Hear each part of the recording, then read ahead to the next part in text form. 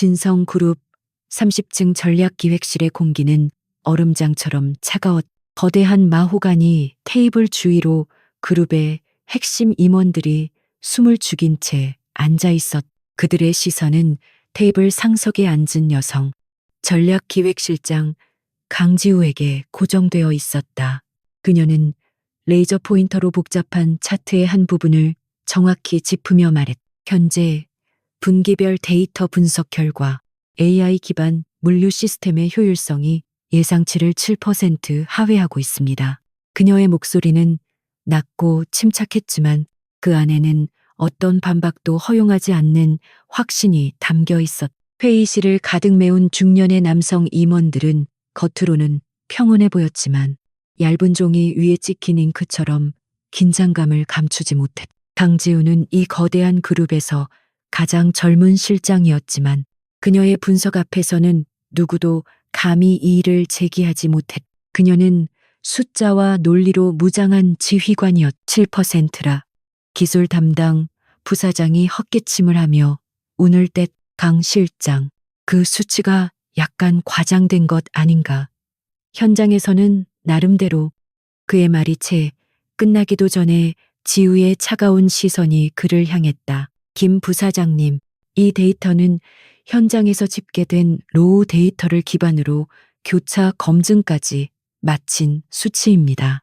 과장된 것이 아니라 오히려 우리가 외면했던 현실입니다. 정적이 흘렀. 김 부사장의 얼굴이 붉게 달아올랐지만 그는 더 이상 반박하지 못했. 지우의 말에는 가시가 없었지만 그 어떤 질책보다 날카롭게 핵심을 찔렀. 그녀는 감정을 드러내지 않았지만 그녀의 존재감은 회의실 전체를 압도했. 이것이 지난 2년간 그녀가 진성그룹에서 자신의 위치를 확고히 한 방식이었. 정확한 데이터, 냉철한 논리, 그리고 한치의 물러섬도 없는 태도. 바로 그때 테이블 가장 깊숙한 곳에 앉아있던 권태하 회장이 입을 열었다. 강 실장의 분석대로군. 해결책은 그의 목소리는 무심한 듯했지만 강지우를 향한 시선에는 흔들림 없는 신뢰가 담겨 있었다. 이 자리에 있는 모두가 그 신뢰의 무게를 알고 있었. 권태하 회장이 직접 외부에서 스카우트해온 인재가 바로 강지우였. 그는 그녀에게 전폭적인 권한을 위임했. 권태하의 질문은 다른 임원들의 불필요한 변명을 차단하고 논의를 본궤도로 돌려놓았. 지우는 고개를 돌려 권 회장을 바라보았. 그녀의 무표정했던 얼굴에 찰나의 미소가 스쳤. 그녀는 이 남자의 예리함과 자신을 향한 확고한 지지를 언제나 고맙게 생각했. 기존 시스템의 알고리즘을 전면 수정하는 대신 딥러닝 보조 모듈을 추가 도입하여 데이터 편차를 실시간으로 보정하는 방안을 제안합니다. 그녀는 즉시 다음 슬라이드를 넘겼. 화면에는 세부적인 실행 계획과 예상 ROI 투자 수익률가 명확하게 표시되었다. 예상 비용은 기존 예산의 15% 내외, 예상 효율 개선은 12% 이상입니다. 또한 이 모듈은 향후 우리가 추진할 스마트 팩토리 프로젝트의 기반이 될 것입니다. 그녀의 설명은 군더더기 없이 깔끔했으며 단기적인 해결책을 넘어 장기적인 비전까지 제시했. 회의실의 분위기가 미묘하게 바뀌었다. 처음의 긴장감은 사라지고 그녀의 명쾌한 제안에 대한 감탄과 안도감이 감돌았. 몇몇 임원들은 조용히 고개를 끄덕이며 그녀의 보고서를 다시 훑어보았. 권태하 회장의 입가에도 만족스러운 미소가 어렸. 그는 자신이 사람을 제대로 보았다는 사실에 다시 한번 만족했다. 강지우는 단순한 실무자가 아니라 진성의 미래를 그릴 줄 아는 전략가였. 이에 없으면 강 실장의 안대로 즉시 추진하도록. 권 회장의 선언과 함께 길고 긴장감 넘쳤던 회의가 끝났. 임원들이 하나둘 자리에서 일어나며 안도의 한숨을 내쉬었지만 지우는 여전히 자리에 앉아 노트북을 정리했. 그녀에게는 승리의 기쁨보다 완수해야 할 임무만이 존재할 뿐이었. 그녀의 완벽한 통제력은 이제 그녀의 두 번째 본성이 되어버렸. 임원들이 모두 빠져나간 회의실에 홀로 남은 지우는 잠시 눈을 감았. 완벽하게 통제된 그녀의 표면 아래 5년 전의 기억이 파편처럼 떠올랐. 지금의 냉철한 전략가 강지우는 존재하지 않던 시절, 빗줄기가 창문을 세차게 두드리던 어느 여름밤, 그녀는 한 남자의 오피스텔 복도에 주저앉아 울고 있었. 빗물인지 눈물인지 모를 액체가 뺨을 타고 흘러내렸. 민준 씨, 제발, 제발 문 좀 열어봐요. 오해예요. 그 프로젝트, 내 아이디어, 내가 얼마나 노력했는데. 그녀의 목소리는 절박했지만 굳게 닫힌 문은 열리지 않았. 문 너머에서는 희미한 웃음소리와 다른 여자의 목소리가 들려왔. 최민준, 그는 그녀의 첫사랑이었. 그녀의 사수였으며 그녀의 모든 것을 앗아간 남자였. 그는 그녀의 순진한 열정과 빛나는 재능을 이용해 자신의 성공을 위한 발판으로 삼았. 그녀는 대학 졸업 프로젝트로 개발했던 혁신적인 AI 매칭 알고리즘을 그에게 보여주었. 그는 그것을 함께 발전시키자고 말했지만 결국 그 알고리즘을 자신의 이름으로 학회에 발표하고 투자까지 유치했. 그녀가 항의하자 그는 그녀를 매몰차게 내쳤다. 지우야, 네가 뭘 안다고 그래. 이건 비즈니스야. 그의 차가운 목소리가 귓가에 생생하게 맴돌았. 결국 문이 열렸지만 그가 내민 것은 그녀의 짐이 담긴 상자였. 지우야, 이제 그만 좀 해. 유치하게 굴지 말고. 네, 아이디어 업계가 원래 그런 거야. 넌 그냥 학생 수준의 발상이었. 내가 그걸 작품으로 만든 거지. 이제 내 앞길 막지 말고 꺼져줘. 그의 말은 비수처럼 그녀의 심장에 꽂혔. 그녀는 그 자리에서 무너져 내렸. 세상이 끝난 것처럼 울부짖었. 그날 밤의 절망감은 너무나도 생생했. 그녀는 모든 것을 잃었. 사랑, 명예, 그리고 자신의 미래까지도. 그녀는 한동안 폐인처럼 지냈. 방 안에 틀어박혀 누구도 만나지 않았. 그녀를 다시 일으켜 세운 것은 복수심이 아니었다. 그것은 자신의 능력을 스스로 증명하고 싶다는 처절한 오기였. 그녀는 울음을 그쳤.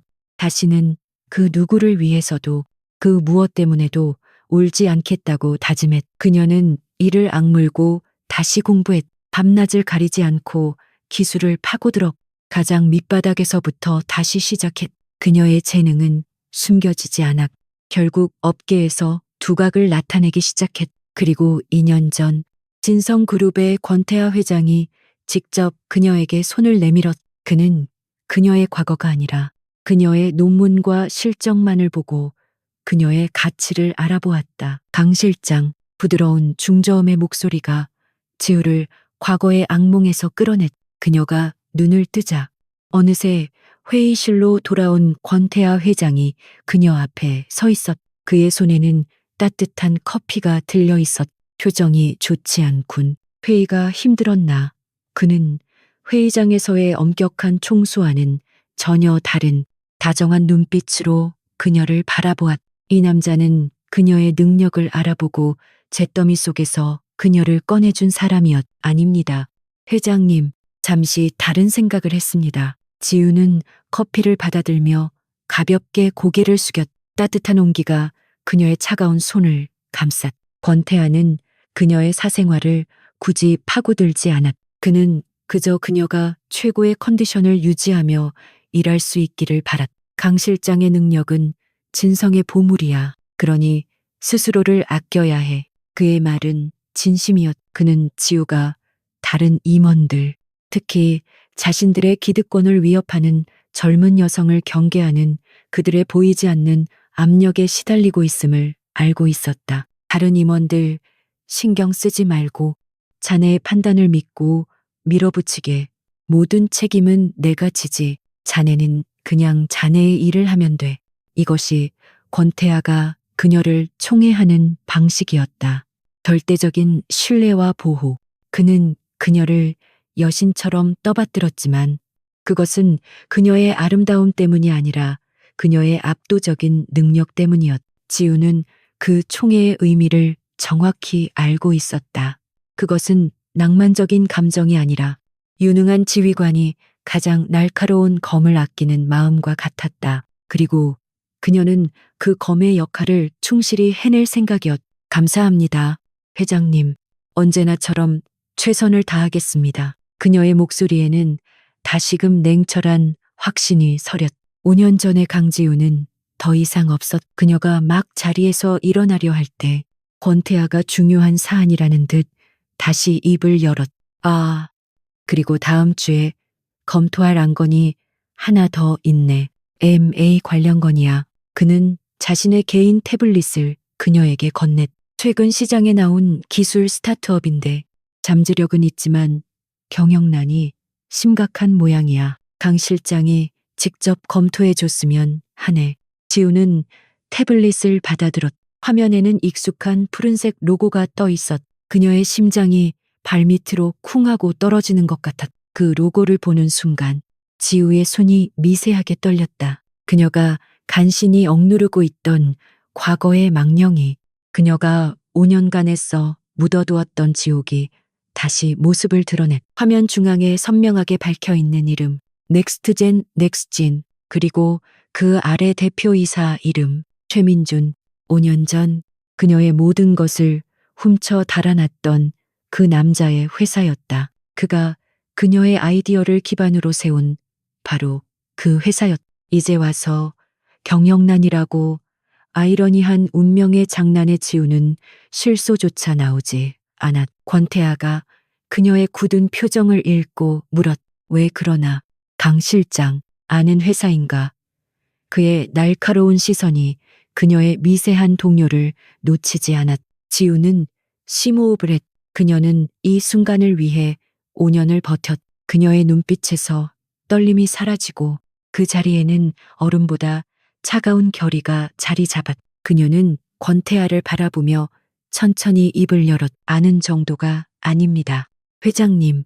그녀의 목소리는 평소보다 한 톤 낮아져 있었다. 저 회사 대표 최민준 씨, 제 대학 선배이자 제 첫 직장 상사였습니다. 그녀는 굳이 연인이었다는 말은 하지 않았다. 그것은 더 이상 중요하지 않았. 중요한 것은 이제 칼자루가 바뀌었다는 사실이었. 권태하는 즉시 상황의 미묘함을 파악했다. 그는 첫 직장 상사라는 말에 담긴 함의를 알아차렸다. 그는 지우를 재촉하지 않고 조용히 그녀의 다음 말을 기다렸. 그는 그녀가 이 일의 사적인 감정을 개입시킬 사람이 아니라는 것을 알았지만 동시에 그녀의 과거에 어떤 상처가 있는지 짐작할 수 있었다. 지우는 태블릿을 권태하에게 돌려주었. 그녀의 눈은 이제 더 이상 과거에 얽매여 있지 않았. 오히려 그 어느 때보다도 냉철하게 빛나고 있었. 이 MA건 제가 직접 맡겠습니다. 그 누구보다 넥스트젠의 진짜 가치를 정확하게 평가할 수 있을 겁니다. 그녀의 입가에 차가운 미소가 걸렸다. 5년 전 그가 그녀에게서 모든 것을 앗아갔던 바로 그 회사를 이제 그녀가 평가하게 되었. 권태하는 말 없이 고개를 끄덕였. 그는 그녀의 눈에서 복수심이 아닌 프로페셔널한 전사의 투지를 읽었다. 좋아.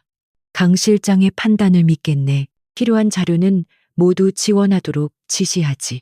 그는 그녀의 어깨를 가볍게 두드려주고는 회의실을 나갔. 그는 이 유능한 전략가가 이 일을 어떻게 처리할지 궁금해졌다. 다시 혼자가 된 지우는 창밖으로 펼쳐진 서울의 야경을 바라보았. 수많은 불빛이 그녀의 발 아래에서 반짝였. 5년 전 그녀는 저 불빛 중 하나도 가지지 못한 채 거리에서 울고 있었다. 하지만 지금 그녀는 도시 전체를 내려다보는 이 빌딩의 정상에 서 있었. 최민준. 그녀가 나지막이 그의 이름을 불렀. 네가 만든 지옥에서 내가 살아 돌아왔어. 이제 네가 내 지옥을 맛볼 차례야. 그녀는 자신의 사무실로 돌아와 즉시 넥스트젠의 재무제표와 기술 포트폴리오를 요청했. 그녀의 손가락은 키보드 위에서 빠르고 정확하게 움직였. 그녀는 더 이상 울지 않았. 그녀의 눈물은 오래전에 모두 말라버렸. 그 자리를 채운 것은 승리에 대한 차가운 갈망뿐이었. 그녀는 이 기회를 놓치지 않을 것이다. 그녀는 최민준에게 자신이 누구인지, 그리고 그가 무엇을 빼앗아 갔는지 똑똑히 보여줄 생각이었. 지우는 밤늦게까지 사무실에 남아 넥스트젠의 자료를 검토했. 서류를 넘길수록 그녀의 표정은 더욱 차가워졌. 최민주는 그녀의 알고리즘을 기반으로 회사를 세웠지만 그 이후 단 한 걸음도 나아가지 못했. 그는 기술을 발전시키는 대신 화려한 마케팅과 인맥 관리로 회사의 외형을 부풀리는 데만 급급했다. 재무제표는 엉망이었. 부채 비율은 위험 수위를 넘나들고 있었. 그녀는 그의 오만함이 결국 그의 발목을 잡았다는 것을 깨달았. 그는 스스로를 천재라고 믿었지만 실제로는 타인의 재능을 훔쳐 포장하는 것에 능숙한 사기꾼에 불과했다. 그녀는 그가 왜 이제 와서 진성그룹에 M&A를 제안했는지 알 수 있었. 그는 더 이상 버틸 힘이 없었. 진성의 자본을 이용해 마지막 한탕을 노리려는 것이었. 지우는 보고서 초안을 작성하기 시작했. 그녀의 분석은 가혹할 정도로 정확했다. 넥스트젠의 기술적 가치는 과대평가되었으며 핵심 인력은 이미 대부분 이탈한 상태였. 인수 가치는 시장에서 거론되는 금액의 절반에도 미치지 못했. 그녀는 이 보고서 한 장으로 최민준의 숨통을 끊어놓을 수 있었. 하지만 그녀는 그렇게 하지 않았다. 그것은 너무 쉬운 승리였. 그녀는 더 큰 그림을 그렸. 만약 진성이 넥스트젠을 헐값에 인수한다면 그녀는 그 회사의 기술, 아니, 원래 자신의 것이었던 그 기술을 되찾아올 수 있었. 그리고 최민준을 자신의 발 아래에 둘 수 있었. 그녀는 그가 자신이 쌓아 올린 모래성이 무너지는 것을 두 눈으로 똑똑히 지켜보게 만들고 싶었다. 그가 자신에게 했던 것처럼 그의 모든 것을 빼앗고 싶었. 다음 날 아침, 지우는 권태아 회장에게 보고서를 제출했. 회장님, 넥스트젠의 현재 가치는 매우 낮습니다. 하지만 핵심 기술의 잠재력은 여전히 유효합니다. 만약 우리가 성공적으로 구조조정을 진행한다면 그녀는 인수의 장단점을 냉철하게 브리핑했. 그녀의 목소리에는 어떠한 사적인 감정도 실려 있지 않았. 오직 진성그룹의 이익을 위한 최선의 전략만이 존재할 뿐이었. 권태하는 그녀의 보고서를 꼼꼼히 읽어보았. 즉, 껍데기만 남았지만 그 안의 엔진은 우리가 손보면 쓸만하다는 뜻이군. 그는 지우의 의도를 정확히 간파했. 그녀는 복수를 하려는 것이 아니라 가치 있는 자산을 회수하려는 것이었. 좋아. 실무 협상은 강 실장이 직접 총괄하도록 하게. 자네만큼 그 회사를 잘 아는 사람도 없을 테니 알겠습니다. 회장님, 지우는 짧게 대답하고 회장실을 나섰. 그녀의 손에는 넥스트젠과의 공식 협상 일정이 담긴 태블릿이 들려 있었. 5년 만의 재회였. 그녀는 더 이상 그에게 눈물 흘리던 약한 소녀가 아니었. 그녀는 진성그룹의 전략기획실장이었고 그는 자신의 회사를 팔기 위해 고개를 숙여야 하는 실패한 CEO였.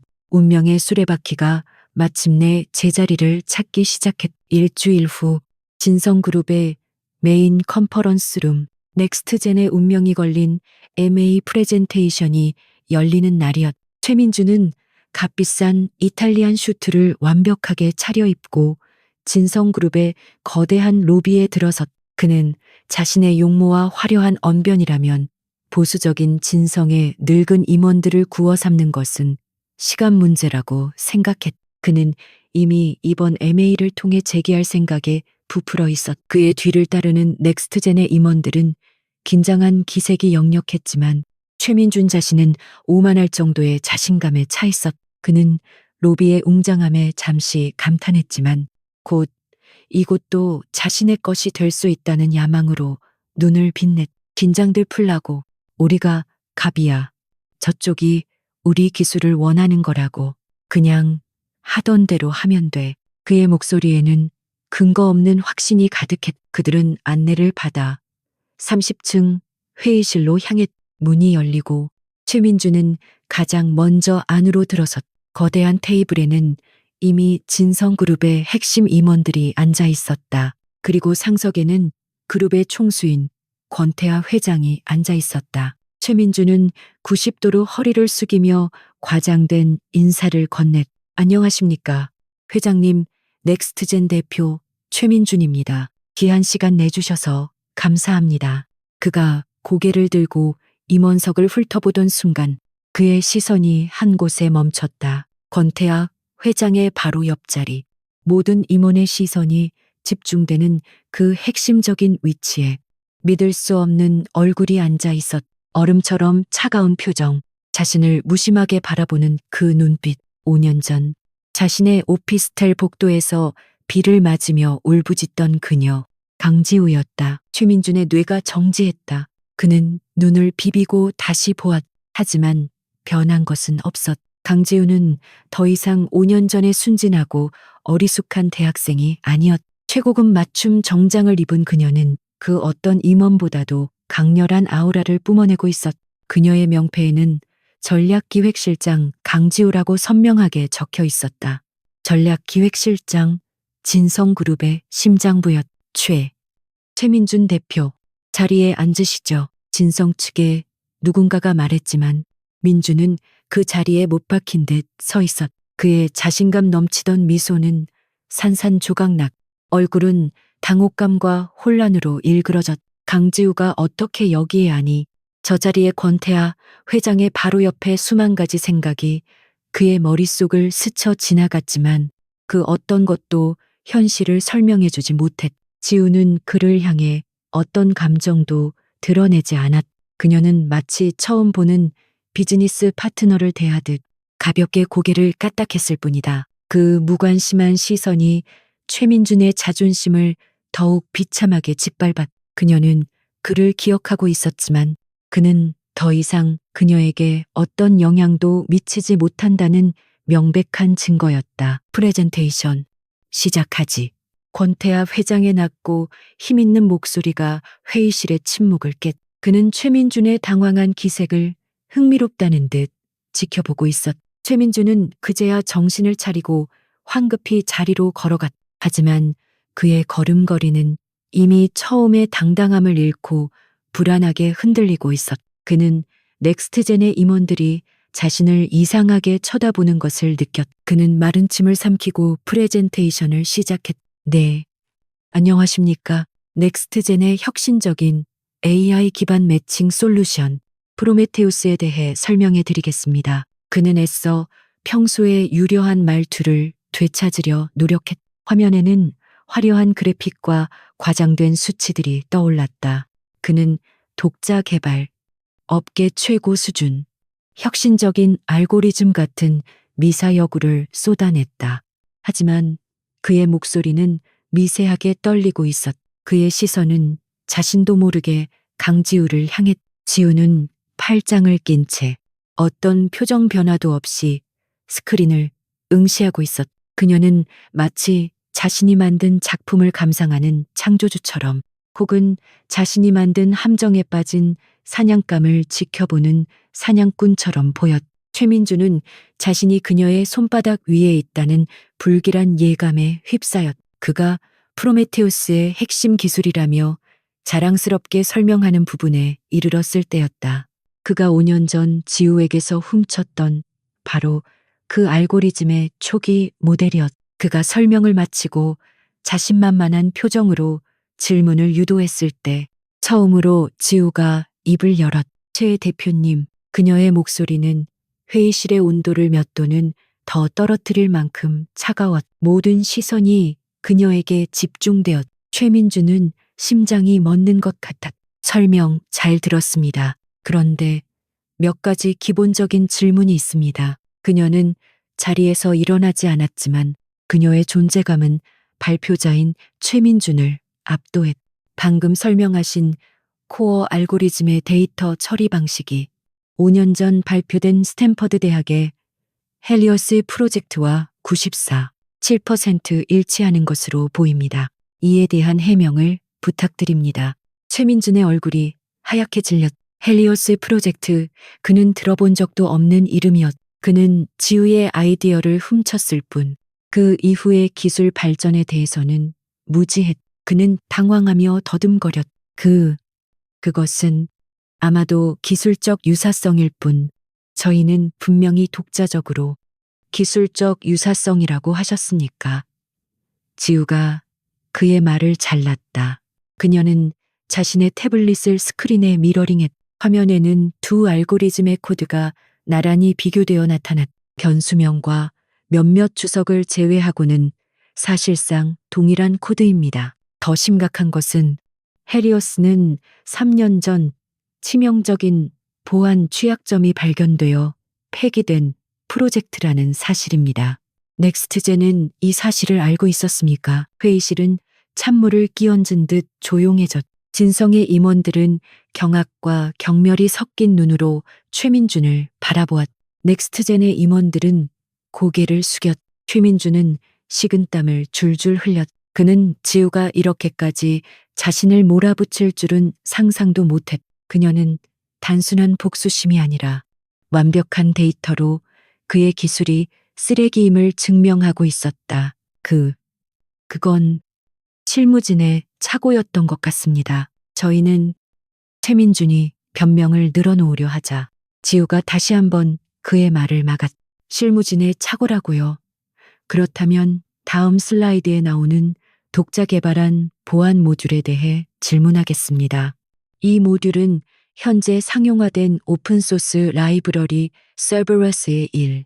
이 버전을 그대로 사용하고 있군요. 문제는 이 버전은 이미 2년 전 지원이 중단되었고 현재 3.0 버전이 나와 있다는 사실입니다. 그녀는 최민준에게 숨 쉴 틈도 주지 않았. 최 대표님, 넥스트젠이 진성그룹에 매각하려는 것이 5년 전 기술의 재탕입니까?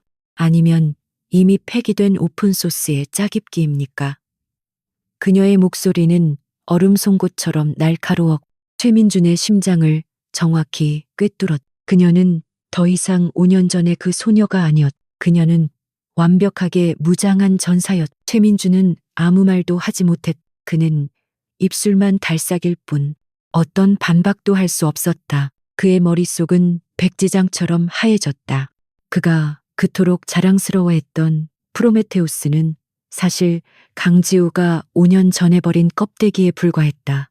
그는 그녀가 그동안 얼마나 더 성장했는지, 얼마나 무서운 존재가 되었는지 전혀 모르고 있었. 그때까지 조용히 지켜보고 있던 권태아 회장이 나지막이 입을 열었. 최 대표, 그의 목소리는 차분했지만 그 안에는 서리빨 같은 분노가 담겨 있었다. 지금 우리 진성그룹에 쓰레기를 팔러 온 건가?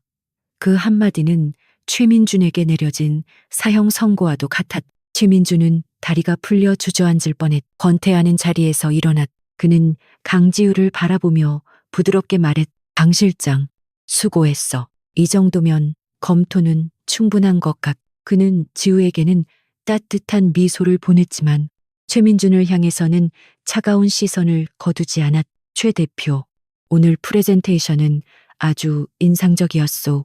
결과는 추후에 통보하지.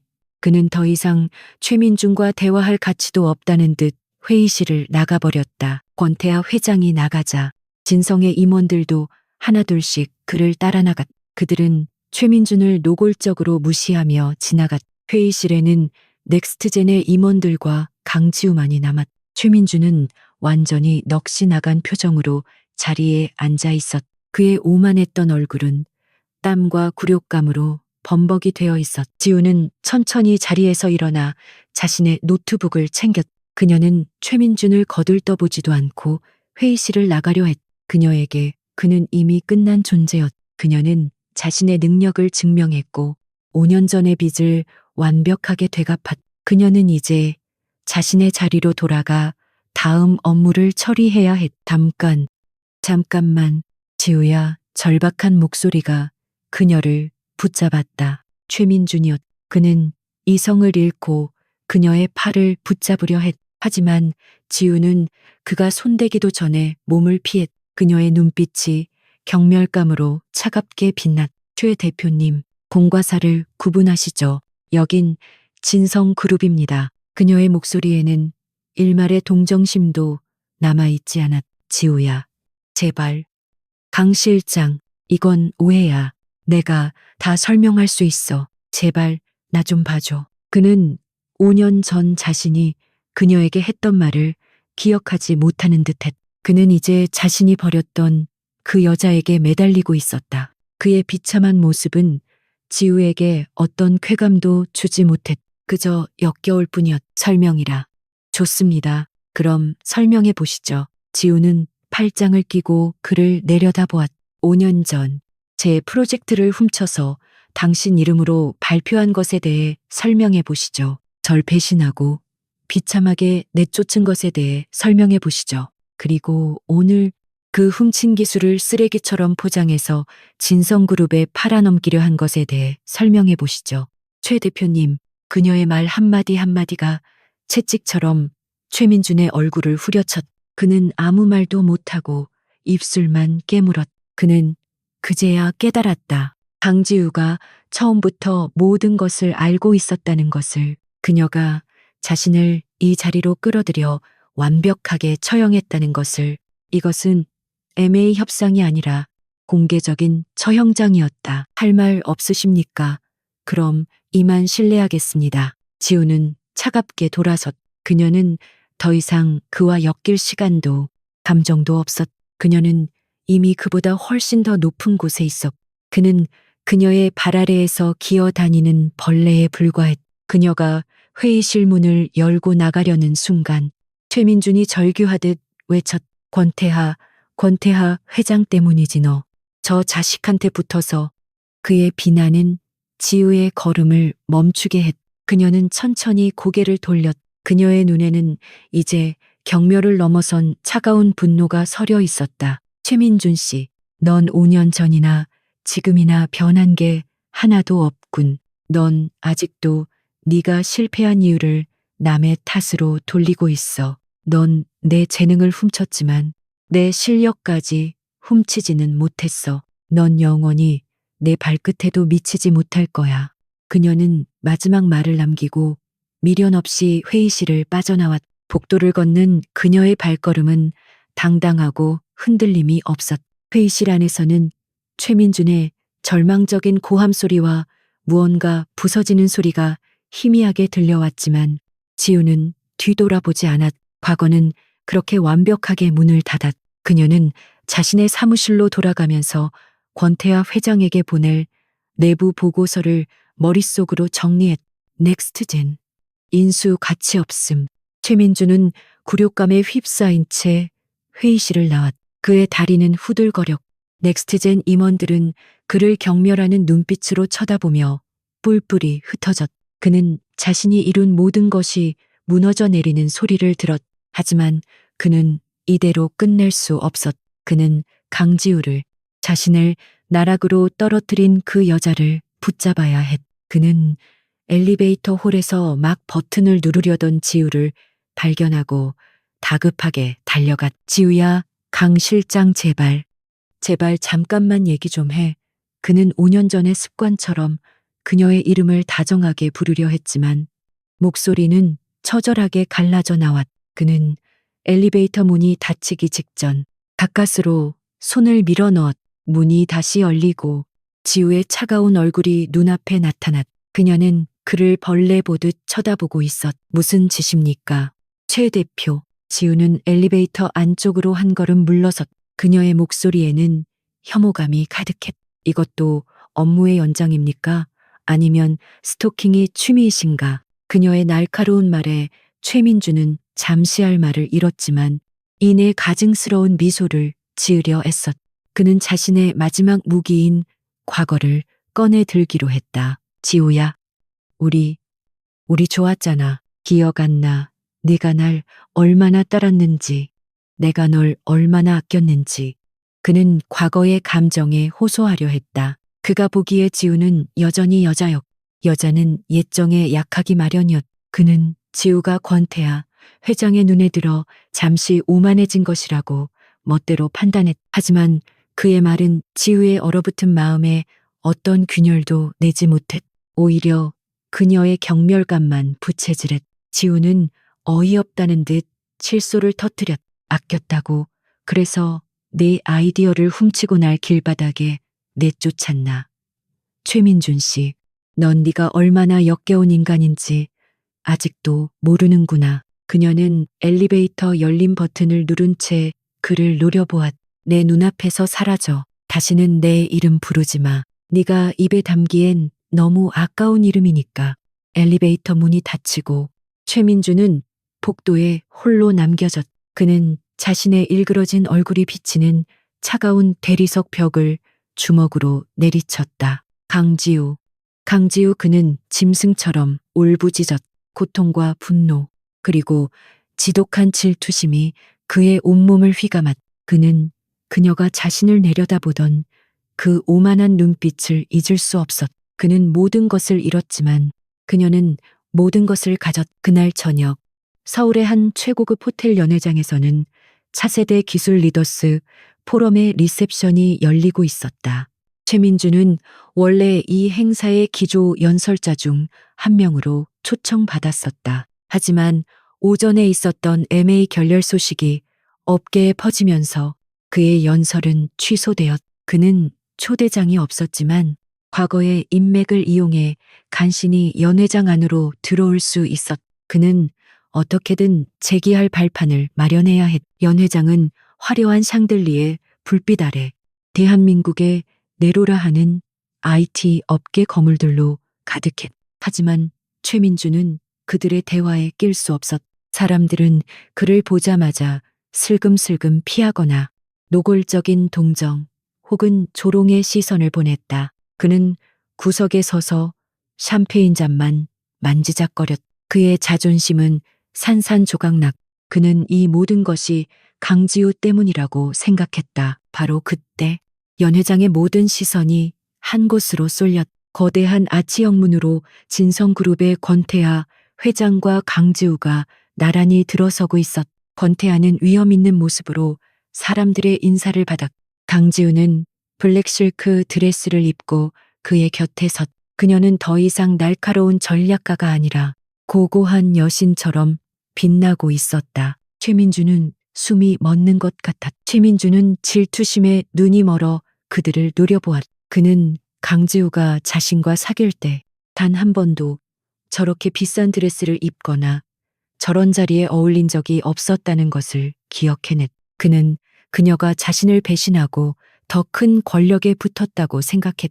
그는 자신도 모르게 두 사람을 향해 발걸음을 옮기려 했지만 이내 멈춰 섰다. 그는 지금 자신이 그들 앞에 나설 자격이 없다는 것을 알았. 지우는 이런 화려한 자리가 익숙하지 않았지만 권태하 회장의 파트너로서 당당하게 행동했. 많은 CEO와 임원들이 그녀에게 다가와 명함을 건네며 찬사를 보냈. 오늘 오전에 있었던 넥스트젠 MA 건의 소문은 이미 파다했. 그들은 진성그룹의 날카로운 검이 어떻게 부실 기업을 단칼에 베어냈는지에 대해 감탄하고 있었다.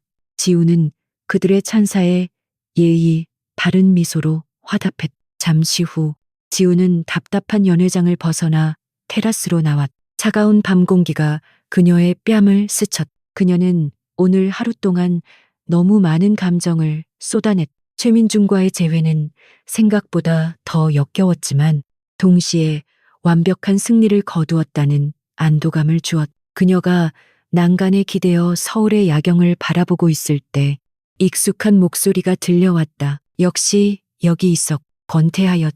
그는 그녀가 추울까봐 자신의 재킷을 벗어 그녀의 어깨에 걸쳐주었. 부드러운 캐시미어의 온기와 그의 은은한 향수 냄새가 지우를 감쌌. 오늘 고생 많았어. 강 실장. 완벽한 승리였어. 그의 목소리는 연회장에서의 딱딱함과는 달리 그녀를 향한 따뜻한 배려와 인정을 담고 있었다. 회장님께서 믿어주신 덕분입니다. 지우는 그의 재킷을 여미며 말했. 그녀는 이 남자의 보호막 안에서 자신이 얼마나 안전하게 보호받고 있는지 새삼 깨달았. 그는 그녀의 능력을 믿어주었. 그녀가 마음껏 칼을 휘두를 수 있도록 방패가 되어주었. 그녀는 그에게 진심으로 감사함을 느꼈. 권태하는 그녀 옆에 나란히 서서 야경을 바라보았. 최민준, 그 자식 때문에 마음고생 많았겠. 그는 조용히 물었. 그는 그녀의 상처를 건드리고 싶지 않았지만 동시에 그녀를 위로하고 싶었다. 아니요. 지우는 고개를 젓. 이제 아무렇지도 않습니다. 그저 제 과거의 실수를 깨끗이 정리한 기분입니다. 그녀의 목소리는 담담했다. 그때 권태아가 그녀를 바라보며 나지막이 말했. 지우 씨. 그는 처음으로 그녀를 강 실장이 아닌 지우 씨라고 불렀다. 오늘 정말 멋졌어. 마치 전쟁에서 승리하고 돌아온 여신 같았지. 그의 칭찬은 단순한 상사의 격려가 아니었. 그 안에는 한 남자로서 그녀에게 느끼는 깊은 매력과 존경심이 담겨 있었. 그의 진심 어린 말에 지난 5년간 단 한 번도 웃지 않았던 지우의 입가에 부드러운 미소가 번졌. 그것은 회의장에서의 냉철한 미소나 비즈니스적인 미소가 아니었. 한 여자가 자신을 온전히 인정해주는 남자 앞에서 지을 수 있는 따뜻하고 편안한 미소였. 그녀의 얼어붙었던 심장이 아주 조금 녹아내리는 순간이었다. 그리고 그 모든 광경을 연회장 유리창 너머에서 최민준이 지켜보고 있었다. 그는 권태하가 자신의 재킷을 벗어 지우에게 걸쳐주는 것, 그리고 두 사람이 다정하게 대화를 나누는 것을 똑똑히 보았다. 하지만 그를 미치게 만든 것은 마지막 장면이었다. 강지우가 자신에게는 단 한 번도 보여준 적 없는 그 행복하고 부드러운 미소를 권태하에게 짓고 있었. 최민준의 머릿속에서 무언가가 끊어지는 소리가 났. 질투심이 그의 이성을 완전히 마비시켰. 그는 저 미소가 원래 자신의 것이어야 했다고 생각했. 강지우는 자신의 여자였. 자신의 소유물이었. 감히 권태하 따위가 그녀를 빼앗아갔다고 생각했다. 그는 지우가 성공해서 행복해하는 것을 용납할 수 없었. 그의 질투는 더 이상 지위에 대한 것이 아니었. 그것은 한 남자의 뒤틀린 소유욕이었. 자신이 버린 여자가 다른 남자 곁에서 여신처럼 빛나는 것을 견디지 못하는 옹졸함이었다. 강지우, 네가 감히 나 없이 행복해. 그는 샴페인 잔을 든 손을 부들부들 떨었. 잔이 그의 악력에 못 이겨 쨍그랑 소리를 내며 깨졌다. 붉은 샴페인이 그의 손등을 타고 피처럼 흘러내렸. 그는 더 이상 재기를 생각하지 않았다. 그의 머릿속은 오직 강지우를 다시 무너뜨려야 한다는 생각뿐이었. 그녀가 권태하의 곁에서 저렇게 행복하게 웃는다면 그는 그 행복을 산산조각 내버릴 작정이었. 그래, 날 이렇게 비참하게 만들었겠. 그렇다면 너도 다시 지옥을 맛봐야지. 강지우, 내가 가졌던 건 다른 놈도 가질 수 없어. 최민준의 눈이 증오와 광기로 번뜩였다. 최민준에게 밤은 지옥과도 같았. 호텔 연회장에서 목격한 강지우의 미소와 권태하의 다정한 태도는 그의 뇌리에 낙인처럼 밝혔. 그는 자신의 초라한 오피스텔로 돌아와 값싼 위스키를 병째 들이켰. 모든 것이 끝났. 넥스트제는 파산 직전이었. 업계에서는 그를 사기꾼이자 실패자로 낙인 찍었. 그는 자신이 쌓아올린 모든 것이, 아니, 강지우에게서 훔친 모든 것이 한순간에 무너져 내렸음을 깨달았다. 하지만 술기운이 오를수록 굴욕감은 맹렬한 분노로 변해갔. 그는 이 모든 것이 강지우 때문이라고 확신했. 그녀가 자신을 배신하고 권태하라는 더 큰 권력에부터 자신을 파멸시켰다고 생각했. 강지우, 감히 네가 나를. 그는 유리잔을 벽에 집어 던졌. 유리가 산산조각 나며 흩어졌. 그의 눈은 핏발이 석. 이성은 완전히 마비되었. 그는 그녀를 용서할 수 없었. 그녀가 행복해하는 것은 더더욱 용납할 수 없었. 그는 비틀거리며 노트북을 열었. 진성그룹의 주주총회, 권태하의 경영 방식, 강지우의 프로필. 그는 미친 사람처럼 정보를 검색했. 그는 더 이상 전공법으로는 그들을 이길 수 없다는 것을 알았다. 권태하는 철옹성이요.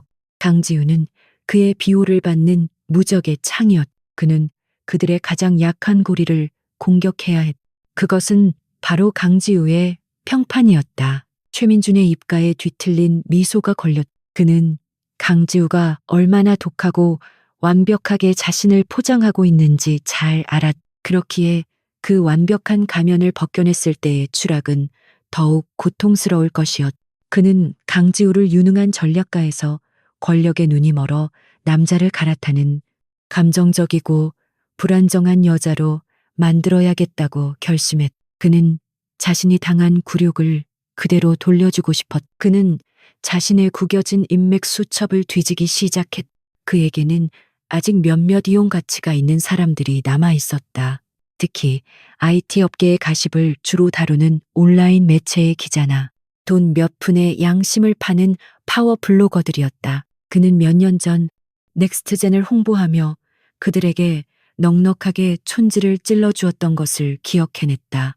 이제 그 빚을 회수할 차례였. 그는 테크 인사이드라는 가십성 매체의 김 기자에게 연락했. 김 기자는 업계의 치부를 파헤친다는 명목으로 실제로는 기업의 약점을 잡아 돈을 뜯어내는 것으로 유명했. 김 기자. 오랜만이네. 최민준 대표야. 아주 흥미로운 이야기가 있는데 관심 있나? 최민준은 전화기 너머로 음흉한 목소리를 낮췄. 그는 자신이 피해자가 될 이야기를 교묘하게 각색하기 시작했다. 진성그룹의 강지우 실장 말이야. 그 여자. 보통이 아니더군. 그는 김 기자에게 자신이 강지우의 대학 선배이자 한때 연인이었으며 그녀가 자신을 쫓아다녔다는 식으로 이야기를 부풀렸. 내가 넥스트젠을 성공시키니까 다시 나한테 접근하더군. 하지만 내가 받아주지 않자 앙심을 품고 권태아 회장에게 붙어버린 거야. 이번 MA건도 순전히 그 여자의 사적인 복수극이었어. 김 기자는 노련한 하이에나처럼 즉시 돈 냄새를 맡았. 진성그룹의 총수 권태아와 그의 총애를 받는 젊은 여성 임원 그리고 버림받은 옛 남자. 이것은 완벽한 가십거리였. 최 대표님, 그거 확실한 겁니까? 증거라도 있습니까? 김 기자의 목소리가 흥분으로 떨렸. 증거 물론 있지. 최민주는 자신의 노트북에 저장되어 있던 5년 전 사진 몇 장을 전송했다. MT에 가서 지우가 자신에게 기대어 웃고 있는 사진, 도서관에서 함께 공부하며 찍은 사진 등 그 당시에는 순수했던 추억이었지만 지금은 그의 손에 들린 가장 더러운 무기가 되었. 그는 지우가 자신에게 보냈던 옛날 이메일도 몇 개 찾아냈. 이별 직후 그녀가 매달리며 보냈던 감정적인 내용들이었. 최민주는 이 자료들을 교묘하게 편집했다. 그는 자신이 성공한 CEO였고 지우는 그에게 의지했던 평범한 여대생이었던 것처럼 보이게 만들었다. 그리고 그녀가 권태아 회장의 여자가 되어 자신에게 복수했다는 자극적인 스토리를 덧붙였다. 김 기자, 이건 자네만 알고 있어야 해. 난 그저 진실을 밝히고 싶을 뿐이야. 더 이상 나 같은 피해자가 나와서는 안 되니까. 그는 가증스러운 연기를 이어갔다. 며칠 후 테크 인사이드를 시작으로 몇몇 온라인 커뮤니티와 가십 매체에 익명의 블라인드 아이템이 올라오기 시작했다. J그룹 K 회장의 숨겨둔 여자, S 실장의 두 얼굴, MA 잔혹사, 버림받은 CEO의 눈물. 기사는 노골적으로 강지우를 겨냥했. 그녀가 자신의 미모와 권 회장과의 특별한 관계를 이용해 업계의 질서를 흐리고 있으며 사적인 감정으로 유망한 스타트업 넥스트젠을 의도적으로 파산시켰다는 내용이었다. 소문은 걷잡을 수 없이 퍼져나갔. 특히 익명성이 보장되는 직장인 커뮤니티에서는 더욱 자극적이고 악의적인 추측들이 난무했. 어쩐지 너무 빨리 승진하더라. 여자가 그렇게 높은 자리에 오르려면 다 저런 거지. 건 회장도 늙더니 여자 보는 눈이 흐려져. 강지우의 능력과 성과는 순식간에 미모와 스폰서라는 두 단어로 폄하되었다. 진성그룹 내부도 술렁이기 시작했다. 강지우의 초고속 승진에 불만을 품고 있던 몇몇 임원들은 이 소문을 기정사실로 받아들이며 뒤에서 수근거렸. 내가 그럴 줄 알았어. 여우 같은 년. 김 부사장. 그날 회의에서 강 실장한테 망신당하더니 쌤통인 줄 알았는데 이게 다 뒷배밉고 그런 거였구만. 그들은 자신들의 무능함을 감추기 위해 기꺼이 소문의 공범이 되었. 강지우는 이 모든 변화를 피부로 느꼈. 평소 깍듯하게 인사하던 직원들이 그녀의 눈치를 보며 피해. 그녀가 주재하는 회의에서는 알 수 없는 냉기와 수군거림이 감돌았. 그녀의 팀원들조차 그녀에게 보고하는 것을 망설이는 듯했. 그녀는 자신을 향한 날카로운 시선들이 무엇을 의미하는지 알았지만 애써 무시하려 했. 그녀는 이런 저급한 스캔들에 휘말릴 시간이 없었. 그녀는 평소보다 더 완벽하게, 더 냉철하게 업무에 몰두했. 하지만 아무리 강철 같은 그녀라도 사방에서 날아오는 독화살을 모두 막아낼 수는 없었다. 어느 날 그녀가 화장실에서 손을 씻고 있을 때 다른 부서 여직원들의 대화가 칸막이 너머로 들려왔. 정말 권 회장이랑 그런 사이일까? 사진 봤어. 완전 여우던데. 최 대표라는 사람만 불쌍하게 됐지. 뭐야. 지우는 거울에 비친 자신의 얼굴을 보았. 차갑게 굳어 있었지만 두 주먹은 피가 통하지 않을 정도로 세게 쥐어져 있었. 그녀는 칸막이를 박차고 나가 그들의 머리채라도 잡고 싶었지만 그럴 수 없었. 그녀가 감정적으로 반응하는 순간 그녀는 소문이 사실임을 인정하는 꼴이 되었. 그녀는 조용히 물기를 닦고 화장실을 나왔. 그녀의 등 뒤로 침묵이 흘렀. 권태하 역시 이 모든 상황을 예의주시하고 있었. 그에게도 보고가 올라왔고 그는 인터넷에 떠도는 저급한 기사들을 직접 확인했. 그의 얼굴은 분노로 굳어졌. 그는 이것이 최민준의 비열한 복수극이라는 것을 단번에 알아차렸. 그는 감히 자신의 사람을, 그것도 자신이 가장 아끼는 강지우를 건드린 것에 대해 참을 수 없는 분노를 느꼈. 그는 법무팀을 동원해 기사들을 삭제하고 허위 사실 유포자를 찾아내려 했지만 소문은 이미 꼬리에 꼬리를 물고 퍼져나간 뒤였. 그는 지우가 겉으로는 태연한 척하지만 속으로는 이 더러운 공격에 상처받고 있음을 알았. 그는 그녀가 혼자서 이 싸움을 감당하게 두고 싶지 않았. 그는 그녀를 보호해야 했. 한편 최민주는 자신의 오피스텔에서 이 모든 상황을 즐기고 있었. 그는 자신의 계획이 완벽하게 먹혀들고 있다고 생각했. 강지우의 여신 이미지가 더러운 스캔들로 얼룩지는 것을 보며 그는 비열한 쾌감을 느꼈. 그는 이제 마지막 일격을 가할 때가 되었다고 생각했. 그는 지우를 완전히 무너뜨릴 수 있는 결정적인 한 방을 준비했다. 그는 익명으로 한 업계 포럼에 장문의 글을 올렸. 제목은 진성그룹 S실장의 실체와 K회장의 비윤리적 경영. 그는 자신이 강지우와 교제하던 시절 그녀가 얼마나 감정적이고 집착이 심했는지를 상세하게 날조했. 심지어 그녀가 자신과의 이별을 받아들이지 못해 자해, 소동까지 벌였다고 거짓말을 늘어놓았. 그리고 그녀가 권태하 회장을 유혹해 복수에 이용했다는 소설 같은 이야기를 완성했. 이 글은 순식간에 업계 최대의 화제가 되었. 자해 소동이라는 자극적인 키워드는 사람들의 호기심을 폭발시켰. 다음 날 아침 강지우가 출근했을 때 그녀는 사무실의 모든 직원들이 자신을 이상한 눈으로 쳐다보는 것을 느꼈다. 그리고 그녀는 자신의 팀원이 황급히 닫는 모니터 화면에서 그 문제의 게시글을 보았. 그녀의 심장이 차갑게 가라앉았다. 그녀는 자신의 사무실로 들어가 문을 잠갔.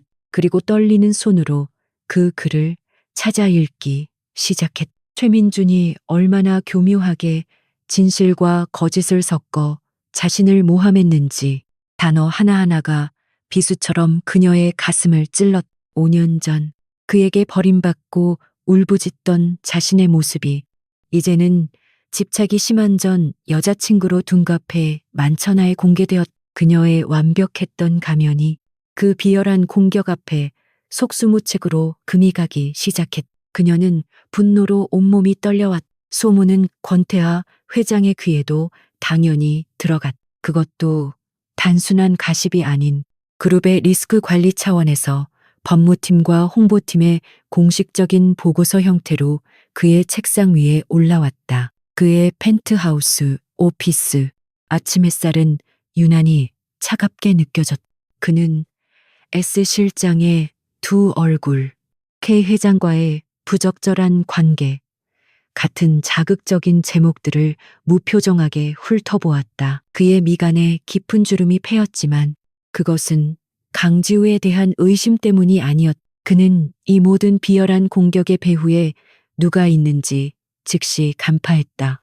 MA 협상장에서 비참하게 무너졌던 최민준, 그 옹졸한 남자의 마지막 발악이었. 권태하의 분노는 조용했지만 서늘했. 감히 자신의 사람을, 그것도 자신이 가장 아끼는 인재를 이런 더러운 방식으로 건드린 것을 용서할 수 없었다. 그는 즉시 비서실을 통해 강지우를 호출했. 그녀가 회장실 문을 열고 들어섰을 때 그녀의 표정은 평소와 다름없이 침착하고 냉철했다. 하지만 권태하는 그녀의 완벽한 가면 아래 이 폭풍을 홀로 견뎌내고 있는 미세한 피로감과 동요를 읽어냈다. 그는 그녀가 이 모든 것을 알고 있으며 애써 태어난 척하고 있음을 알았. 권태하는 자리에서 일어나지 않았다. 대신 맞은편 소파를 가리켰.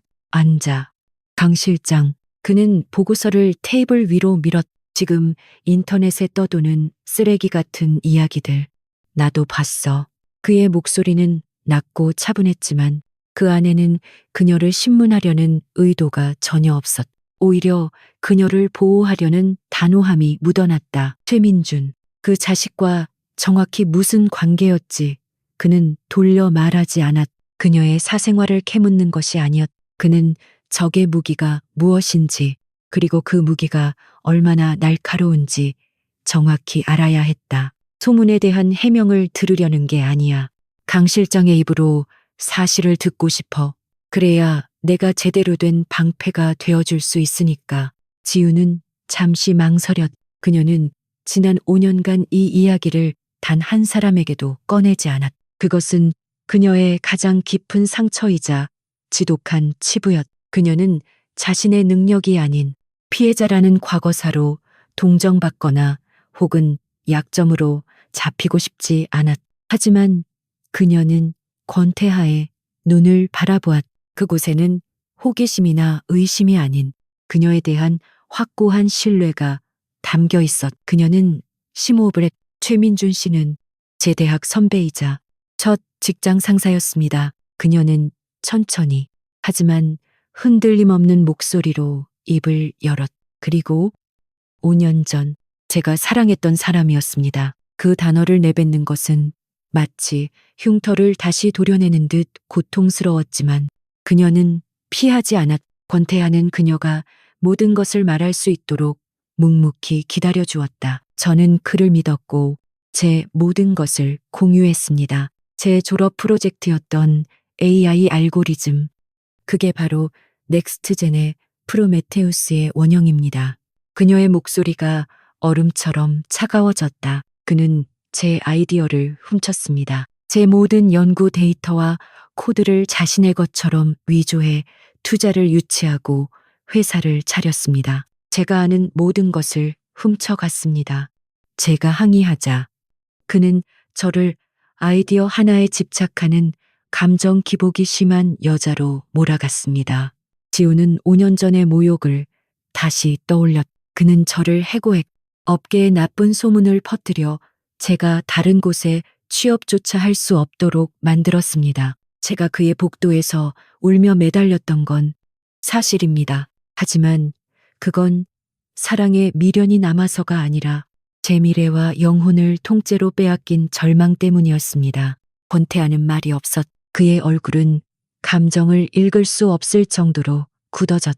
회장실 안에는 지우의 담담하지만 고통스러운 고백만이 울려 퍼졌. 지우는 자신의 운명을 기다리는 사람처럼 그의 다음 말을 기다렸. 그녀는 자신의 가장 약한 부분을 드러냈. 그가 자신을 문제 있는 직원으로 판단하고 내칠 수도 있는 순간이었다. 마침내 그가 입을 열었을 그의 목소리는 얼음장보다 차가웠다. 그 개자식. 그것은 지우를 향한 것이 아닌 최민준을 향한 끓어오르는 분노였. 그는 지우가 권력에 빌부터 남자를 갈아탄 것이 아니라 한 천재적인 여성이 얼마나 잔인하게 재능을 착취당하고 짓밟혔는지에 대한 진실을 들었. 그의 분노는 그녀의 고통에 대한 깊은 공감에서 비롯된 것이었다. 그는 즉시 인터폰을 눌러 법무팀장과 비서실장을 동시에 호출했. 김 팀장, 지금부터 내 개인 법무팀을 총동원하게. 넥스트젠. 그리고 최민준 대표의 지난 5년간의 모든 것을 샅샅이 뒤져. 자금 흐름, 기술 탈취, 증거, 개인 비리까지 먼지 한 톨 남기지 말고 전부 찾아내. 지금 당장. 그의 지시는 전쟁 선포와도 같았. 그는 전화를 끊고 지우를 돌아보았. 그의 눈에는 더 이상 분노가 아닌 굳은 결의와 함께 그녀에 대한 미안함이 담겨 있었. 내가 너무 늦게 알았. 이런 끔찍한 일이 있었는데도 그 애매이건을 자네에게 맡겼으니 혼자서 그 괴물을 다시 상대하게 만들었어. 그는 그녀가 겪었을 심적 고통을 자책했. 아닙니다. 회장님. 지우가 그의 말을 막았. 그녀의 눈빛은 다시 강인한 전략가의 그것으로 돌아와 있었. 회장님께서 기회를 주셨기에 저는 제 능력으로 그에게 복수할 수 있었습니다. 저는 동정이 아니라 제 실력을 증명하고 싶었습니다. 그리고 회장님께서는 저를 믿어주셨습니다. 그녀에게는 그것으로 충분했. 증명은 끝났어. 권태아가 단호하게 말했. 이제부터는 보호와 반격의 시간이야. 강 실장, 자네는 아무것도 신경 쓰지 마. 평소대로, 아니, 평소보다 더 당당하게 행동해. 모든 소음은 내가 차단할 테니 자네는 진성의 보물이야. 누군가가 감히 그 보물에 흠집을 내려 한다면 난 그놈의 손목을 부러뜨릴 거니까.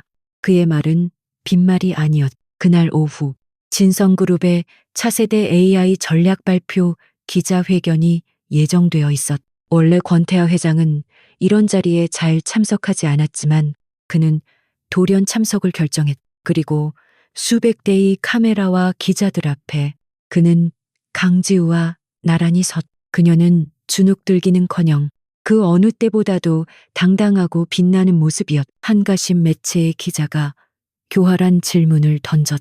회장님, 최근 강지우 실장에 대한 여러 소문에 대해 어떻게 생각하십니까? 강 실장의 능력을 특별히 총애하신다는 이야기가 있습니다.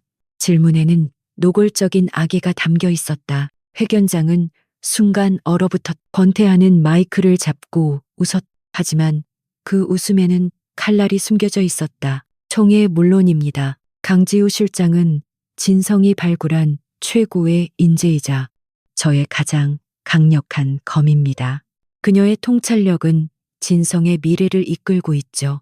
나는 나의 최고의 검을 아끼고 총애하는 것이 당연하다고 생각합니다.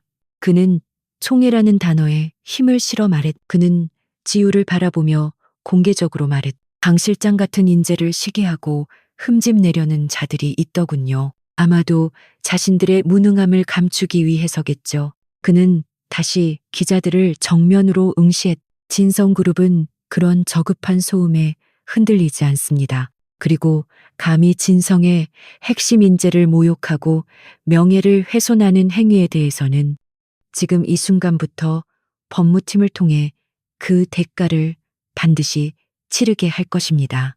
그는 말을 마치고 공식적인 자리임에도 불구하고 지우를 향해 손을 내밀어 그녀의 등을 가볍게 감싸 안았. 그것은 연인으로서의 행동이 아니었. 이 사람은 내 사람이다. 내가 보호하는 사람이다.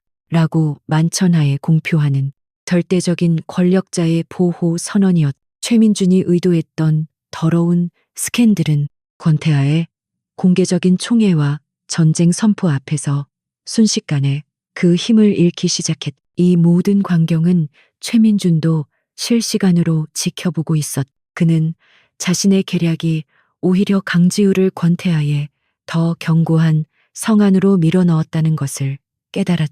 그는 지우가 자해소동을 벌인 여자로 낙인 찍히길 바랐지만 그녀는 오히려 회장이 공개적으로 보호하는 여신이 되어버렸다. 그의 분노는 질투를 넘어 광기로 치닫기 시작했. 그 시각 진성그룹 법무팀은 전쟁에 돌입했.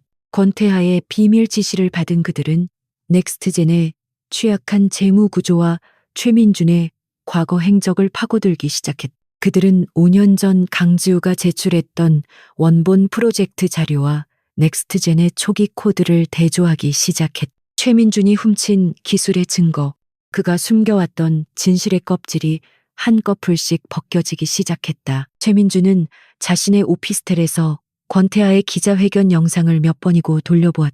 권태하가 강지우의 어깨를 감싸며 나의 검이라고 선언하는 장면에서 그는 노트북을 바닥에 내동댕이 쳤. 스크린이 박살나며 지지직거리는 소리를 냈지만 그의 귀에는 들리지 않았. 그의 이성은 이미 분노와 질투로 타버린 뒤였. 그의 계략은 완벽하게 실패했다.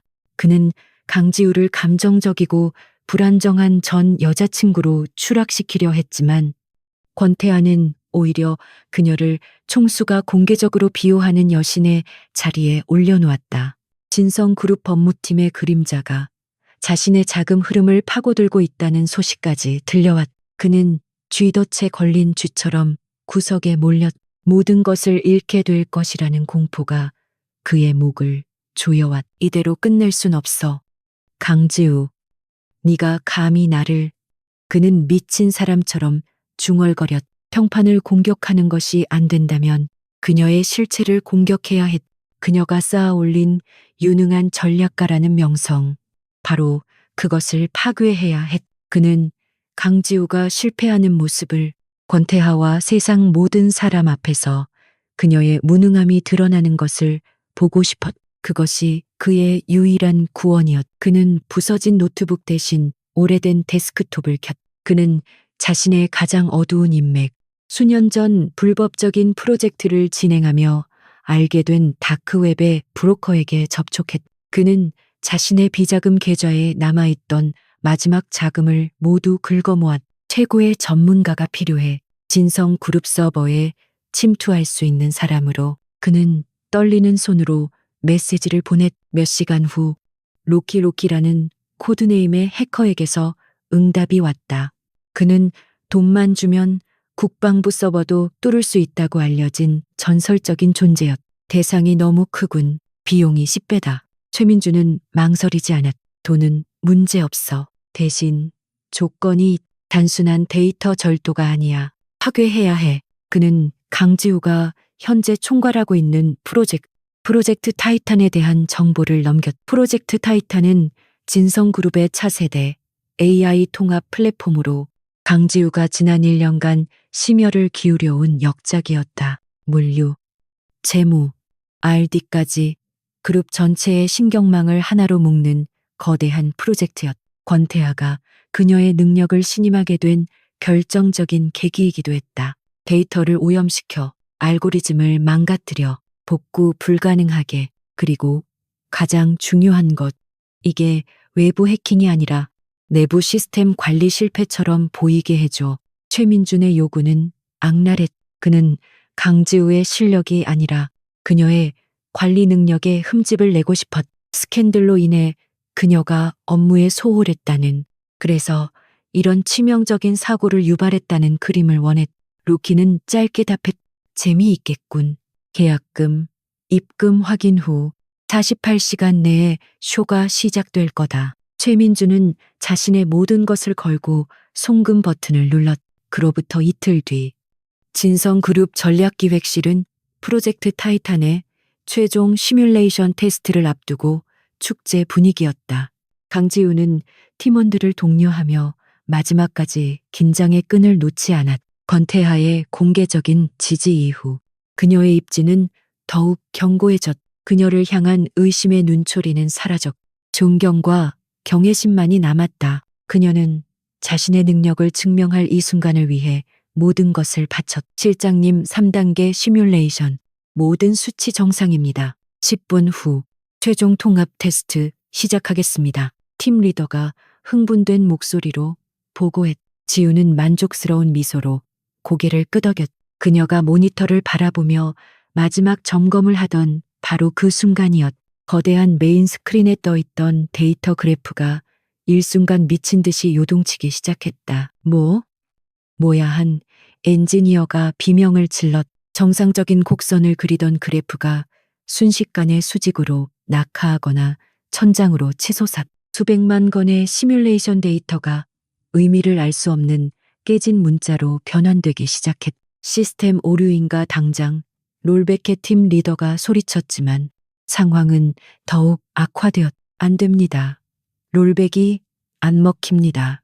백업 데이터가 실시간으로 오염되고 있습니다. 전략기획실은 순식간에 아수라장이 되었. 경고음이 사무실 전체를 찢을듯이 울려 퍼졌다. 메인 코어가 알고리즘이 스스로를 공격하고 있습니다. 그것은 마치 지우가 설계한 시스템이 자아를 가지고 자살을 시도하는 듯한 끔찍한 광경이었. 이것은 단순한 오류가 아니었.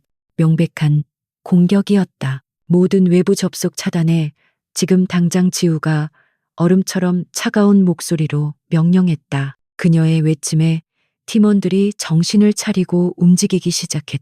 하지만 해커 로키는 그들보다 한 수 위였다. 공격은 외부가 아닌 이미 시스템 깊숙이 침투한 내부에서 일어나고 있었. 그들은 가장 신뢰했던 협력업체의 업데이트 서버를 통해 위장 침투한 교묘한 악성 코드였다. 불과 10분 만에 1년간의 노력이 물거품이 될 위기에 처했. 프로젝트 타이탄의 데이터가 40% 이상 오염되었다. 사태의 심각성을 파악한 보안팀과 임원들이 전략기획실로 몰려들었. 그리고 그들 중에는 한때 강지우에게 굴욕을 당했던 김 부사장을 비롯한 몇몇 보수적인 임원들도 포함되어 있었. 그들의 시선은 걱정이 아니라 의심과 묘한 희열로 번뜩였. 강 실장, 이게 도대체 어떻게 된 일인가? 김 부사장이 기다렸다는 듯이 목소리를 높였. 건 회장님의 전폭적인 지지를 받더니 결국 이런 대형 사고를 치는군. 적고를 보게 저게 우리가 믿었던 차세대 시스템인가? 그의 비난은 노골적이었. 다른 임원들도 거들기 시작했. 최근 그 스캔들 때문에 업무에 집중을 못한 거 아닌가? 외부 해킹이라기엔 너무 조용하잖아. 이건 명백한 내부 관리 부실이야. 그러게. 젊은 여자에게 너무 큰 프로젝트를 맡기면 이럴 줄 알았지. 최민준이 의도했던 대로 모든 의심의 화살이 강지우의 관리 능력과 사생활 문제로 향하기 시작했다. 그들의 수군거림은 지우의 귀에도 똑똑히 들렸. 그녀는 키보드를 두드리는 손을 잠시 멈췄. 그녀의 등 뒤에서 느껴지는 수십 개의 의심 어린 시선이 5년 전 최민준이 그녀에게 퍼부었던 모욕보다 더 고통스럽게 그녀를 찔렀다. 그녀의 능력에 대한 근본적인 불신, 그녀가 여자이기에 감내해야 했던 그 지긋지긋한 편견이 다시 고개를 들었. 바로 그때 회장 비서실로부터 긴급 연락이 왔. 실장님, 회장님께서 지금 이쪽으로 오고 계십니다. 이사회가 긴급 소집되어 상황이 매우 안 좋습니다. 팀 리더의 얼굴이 절망으로 하얗게 질렸. 권태아가 오고 있었. 그가 공개적으로 총회를 선언했던 바로 그 프로젝트가 그의 눈앞에서 불타고 있었. 최민주는 자신의 오피스텔에서 이 모든 상황을 실시간으로 보고받고 있었. 로키가 심어둔 스파이웨어를 통해 진성그룹 내부망의 혼란을 지켜보고 있었다. 그래, 불타버려. 전부 다 그는 위스키 병을 입에 문 채 광기 어린 웃음을 터뜨렸. 강지우가 그토록 자랑스러워하던 타이탄이 무너지는 모습, 그리고 그녀가 사방에서 쏟아지는 비난에 휩싸이는 것을 상상하며 희열을 느꼈. 그는 권태아가 어떤 표정을 지을지 궁금했.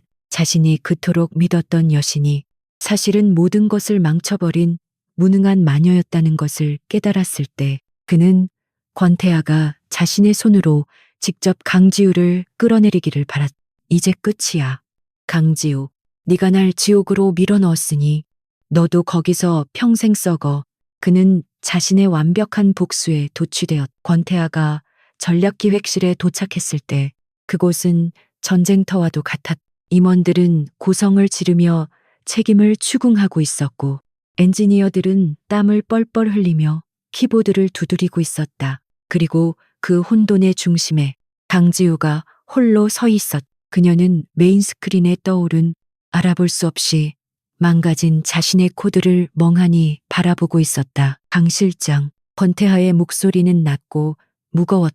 모든 소음이 순간 멈췄. 모든 시선이 그와 지우에게 향했. 그는 그녀에게 걸어갔. 그의 얼굴은 분노나 실망이 아닌 알 수 없는 깊은 침묵으로 가득 차 있었다. 그는 그녀의 어깨에 손을 올리려다 잠시 멈칫했다. 그는 그녀를 공개적으로 지지했지만 이 거대한 실패 앞에서 그의 지지는 오만함으로 비칠 수 있었. 김 부사장이 이때다 싶어 나섰. 회장님, 강 실장의 명백한 직무 유기입니다. 당장 프로젝트에서 손을 떼게 하고. 그의 말이 끝나기도 전에 지우가 고개를 들었다. 그녀의 눈은 더 이상 스크린을 보고 있지 않았. 그녀는 자신을 비난하는 임원들, 그리고 그녀를 지켜보는 권태아를 차례로 훑어보았. 그녀의 눈에는 절망이나 공포가 없었. 5년 전 복도에서 울부짖던 약한 소녀는 완벽하게 사라져 있었. 대신 그 자리에는 자신의 영토를 침범한 적을 발견한 암사자의 차가운 분노가 불타고 있었. 그녀는 이 공격이 단순한 사고가 아님을, 그리고 이것이 자신을 겨냥한 비열한 칼임을 본능적으로 깨달았다. 그녀는 권태하를 지나쳐 비상 정지 버튼으로 걸어갔. 그리고 망설임 없이 버튼을 눌렀. 지금부터 프로젝트 타이탄의 모든 서버를 물리적으로 폐쇄합니다. 그녀의 목소리는 작았지만 그 어떤 고함보다도 강력하게 사무실을 울렸. 이건 시스템 오류가 아닙니다. 공격입니다. 그녀는 자신의 팀을 돌아보며 명령했. 지금부터 48시간 우리는 방어가 아니라 사냥을 시작합니다. 그 쥐새끼 내가 직접 잡을 겁니다. 강지우의 선언의 전략기획실은 얼어붙었. 물리적 폐쇄, 그것은 항복 선언이나 다름없었. 김 부사장이 버럭 소리를 질렀. 강 실장, 제정신인가? 지금 서버를 내리면 복구는 고사하고 그룹 전체가 마비될 수 있어. 이건 명백한 월권이야. 그는 권태아 회장을 바라보며 동의를 구하려 했지만 권 회장은 지우만을 응시하고 있었. 지우는 그를 돌아보지도 않았. 그녀는 즉시 자신의 핵심 팀원들을 향해 명령했. A팀은 모든 물리적 네트워크 케이블을 분리해. B팀은 독립형 분석 서버를 구축한다. 지금부터 이 방은 워룸이다. 내 허락 없이는 아무도 이 데이터를 외부로 반출할 수 없어. 그녀의 목소리는 흔들림이 없었. 그녀는 이미 적의 정체를 파악하기 시작했. 권태아가 입을 열었. 그의 목소리는 맹수의 그것처럼 낮고 위협적이었. 김 부사장, 입 다물어. 그는 지우가 아닌 소란스러운 임원들을 노려보았. 지금 이 프로젝트의 책임자는 강지우 실장이야. 방해되는 자는 누구든 내쫓겠. 강 실장, 필요한 모든 것을 지원하겠네. 마음껏 해. 그는 지우에게 무한한 신뢰를 보냈다. 권태아의 선언으로 상황은 정리되었. 불필요한 임원들은 밖으로 나갔. 워룸에는 지우의 팀과 보안팀, 그리고 권태하 회장만이 남았. 지우는 헝클어진 머리를 질끈 묶어 올렸. 그녀의 눈은 5년 전의 눈물이 아닌 전사의 투지로 불타고 있었. 팀장님, 마지막 백업 로그. 오염되기 직전의 스냅샷을 가져와. 그녀는 거대한 화이트보드 앞에 서서 망가진 코드의 파편들을 재조립하기 시작했. 이건 단순한 데이터 파괴가 아니야. 아주 정교하게 설계된 오염이야. 그녀는 로그 파일의 수천 줄을 눈으로 훑어내렸. 범인은 프로젝트 타이탄의 아키텍처를 나만큼이나 잘 알고 있어. 이건 내부 소행이거나 혹은 내부 정보를 완벽하게 꿰뚫고 있는 자의 소행이야. 그녀의 손가락이 키보드 위에서 보이지 않을 속도로 움직였. 시간은 속절없이 흘러갔. 12시간, 24시간, 사무실은 커피 향과 기계의 열기, 그리고 극도의 긴장감으로 가득 찼다. 팀원들은 하나둘 지쳐 쓰러졌지만 지우는 단 한순간도 모니터에서 눈을 떼지 않았. 그녀는 잠을 자는 법을 잊은 사람처럼 오직 적의 흔적만을 쫓았. 그 사이 권태하는 자신의 펜트하우스 오피스에서 또 다른 전쟁을 치르고 있었. 그는 법무팀과 자신이 비밀리에 운영하는 감사팀을 소집했. 강지우 실장이 공격받고 있어. 이건 최민준의 짓이 틀림없다. 그는 지우가 기술적인 증거를 찾는 동안 자신이 법적인 칼을 갈아야 한다는 것을 알았. 그는 더 이상 방패가 아니라 그녀와 함께 싸우는 검이 되기로 결심했. 최민준의 모든 것을 가져와 5년 전 넥스트젠 설립 자금부터 시작해 권태하의 명령은 단호했. 그가 강지우 실장의 기술을 훔쳤다는 증거, 그리고 이번 해킹을 사주했다는 증거, 둘 중 하나가 아니라 둘 다 필요해. 그는 최민준이라는 암세포를 완전히 도려낼 생각이었. 감사팀은 밤낮 없이 최민준의 자금 흐름을 추적했. 그리고 마침내 발견했. 넥스트젠의 법인 계좌에서 유령 회사로 흘러 들어간 거액의 자금. 최민준이 수년간 회사 돈을 횡령해온 증거였. 회장님, 이 유령 회사의 자금 중 일부가 최근 다크 웹의 암호화폐 거래소로 흘러 들어갔습니다. 권태하의 눈이 번뜩였. 찾았군. 그는 그 자금이 로키에게 흘러 들어갔음을 직감했다. 동시에 법무팀에서도 결정적인 증거를 확보했. 5년 전 강지우가 대학에 제출했던 원본 프로젝트 논문과 넥스트젠의 초기 소스 코드를 대조한 결과 98% 이상 일치한다는 감정 결과를 받아낸 것이다. 최민준의 기술 탈취는 이제 의심이 아닌 사실이 되었다. 워룸에서의 36시간째 지우의 눈이 가늘어졌. 그녀는 마침내 적의 꼬리를 잡았다. 찾았어. 그녀의 나직한 목소리에 모두가 숨을 죽였. 공격 코드는 협력업체의 업데이트 서버로 위장해 들어왔어. 하지만 이건 미끼야.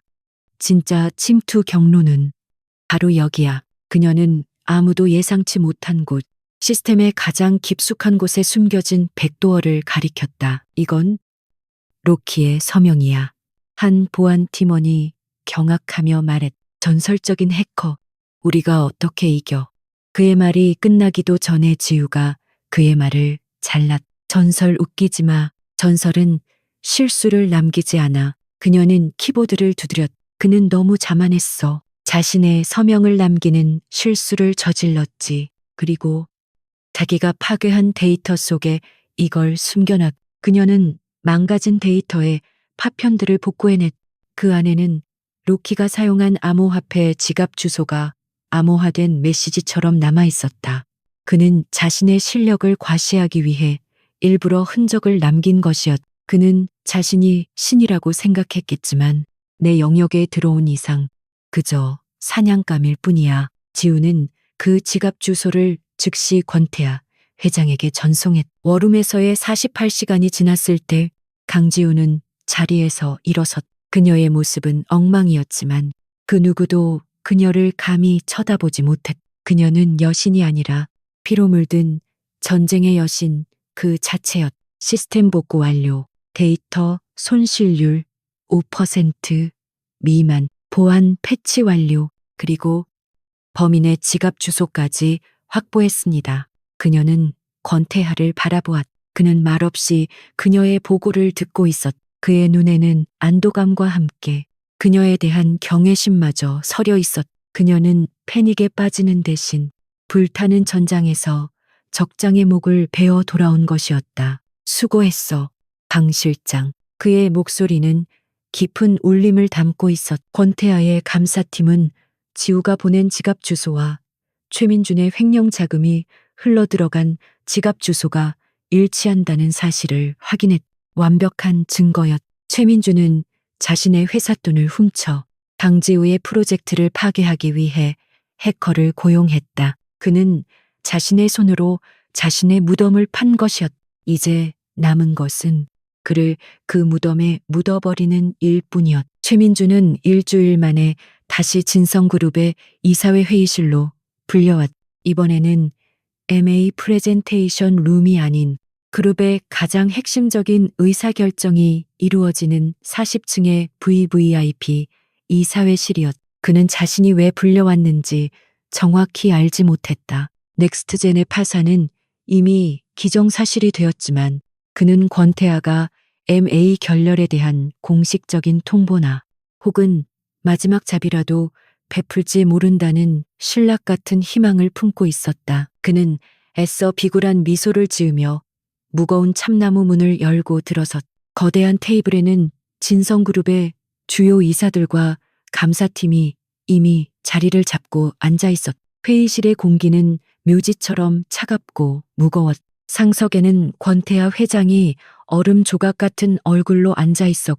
그의 바로 옆에는 강지우가 앉아 있었. 최민준의 심장이 쿵 내려앉았. 그는 강지우가 프로젝트 타이탄의 실패로 인해 징계를 받거나 최소한 위축되어 있을 것이라 예상했. 업계에는 이미 진성의 차세대 프로젝트가 대형 사고로 중단되었다는 소문이 파다했기 때문이다. 하지만 그의 눈앞에 있는 강지우는 전혀 패배자의 모습이 아니었. 그녀는 피곤해 보였지만 그 피곤함은 전투를 막 끝낸 승자의 그것이었고 그녀의 눈빛은 그 어느 때보다도 형형하게 빛나고 있었. 최민준은 본능적인 위협을 느꼈.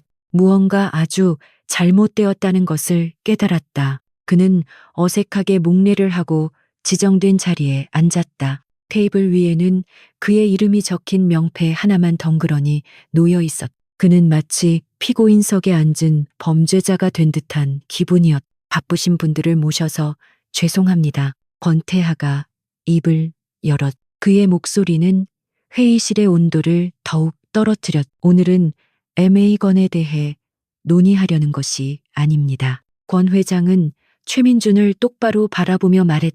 오늘은 진성그룹을 상대로 저질러진 심각한 범죄 행위에 대한 긴급 이사회입니다. 그의 말에 이사들이 술렁이기 시작했. 최민준은 마른 침을 삼켰. 범죄 행위. 그는 자신과 상관없는 일이라고 했어 스스로를 세뇌했. 최민준 대표. 권태하가 그를 지목했. 최근 저희 그룹의 프로젝트 타이탄이 외부의 악의적인 사이버 공격을 받았습니다. 그룹의 1년치 노력이 물거품이 될 뻔한 심각한 사안이었죠. 그는 테이블 위에 리모컨을 눌렀다. 거대한 스크린에 프로젝트 타이탄의 워룸에서 강지우가 분석해낸 침투 경로와 공격 코드의 파편들이 나타났다. 아주 교묘한 공격이었습니다. 전설적인 해커 로키의 수법이었죠. 권태하가 말을 이었. 최민준은 심장이 멎는 것 같았. 로키 그 이름이 왜 여기서 나오는가. 그는 자신도 모르게 손을 떨기 시작했. 그런데 말입니다. 이 엄청난 공격을 사주한 배후가 누구인지 저희가 아주 흥미로운 사실을 발견했습니다. 스크린이 바뀌고 넥스트젠의 재무제표가 나타났다. 그리고 최민준이 지난 몇 년간 회사 돈을 빼돌린 유령 회사의 자금 흐름도가 적나라하게 펼쳐졌다. 최 대표, 넥스트젠의 법인 자금 수십억 원이 이 유령 회사로 흘러 들어간 사실 어떻게 설명하시겠습니까? 감사팀장이 날카로운 목소리로 질문했. 최민준의 얼굴이 하얗게 질렸. 그건 회사의 정상적인 R&D 비용 처리, 투자. 그는 횡설수설하기 시작했다. 그는 해킹건이 아니라 횡령건으로 자신을 압박하려는 것이라고 생각했다. 말도 안 되는 소리.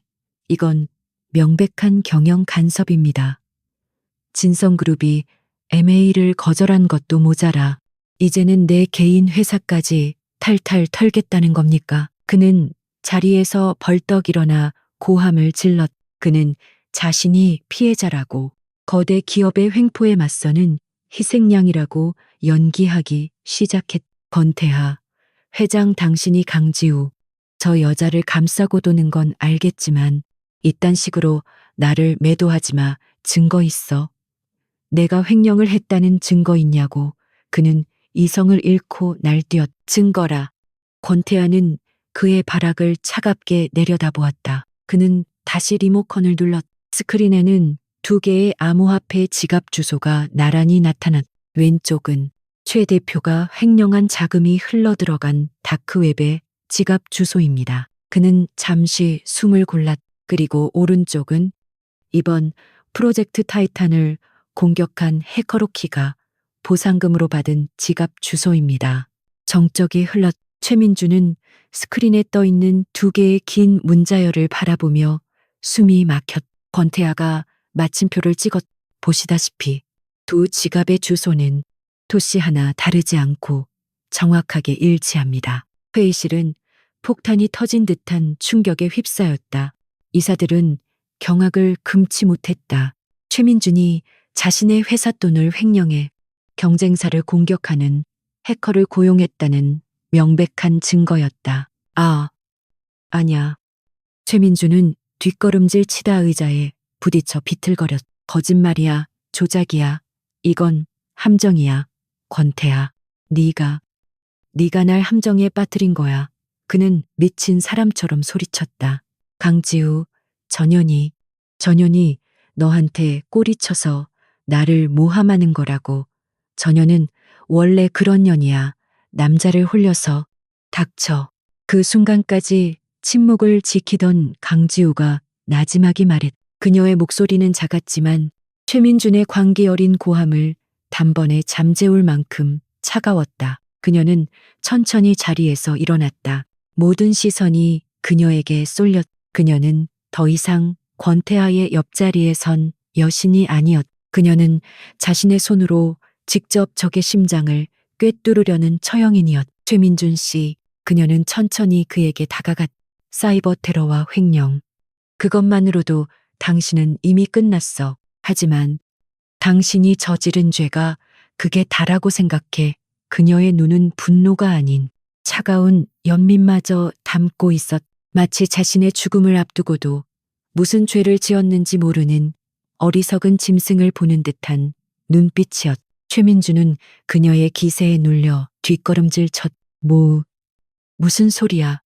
그는 본능적으로 다음 순간에 닥쳐올 재앙을 예감했. 강지우는 이사들을 돌아보며 말했.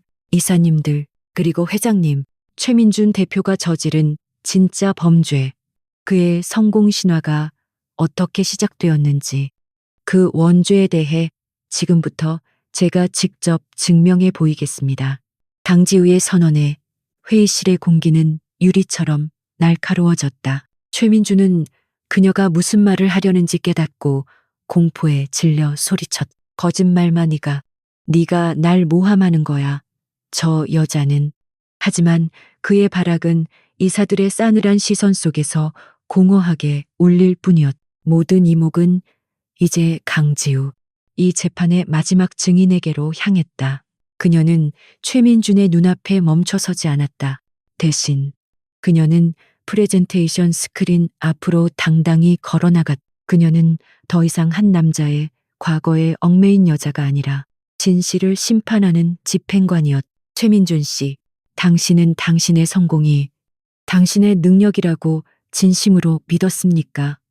그녀는 자신의 개인 태블릿을 스크린에 연결했다. 5년 전 제가 대학 졸업 프로젝트로 제출했던 AI 기반 동기화 알고리즘에 대한 논문입니다.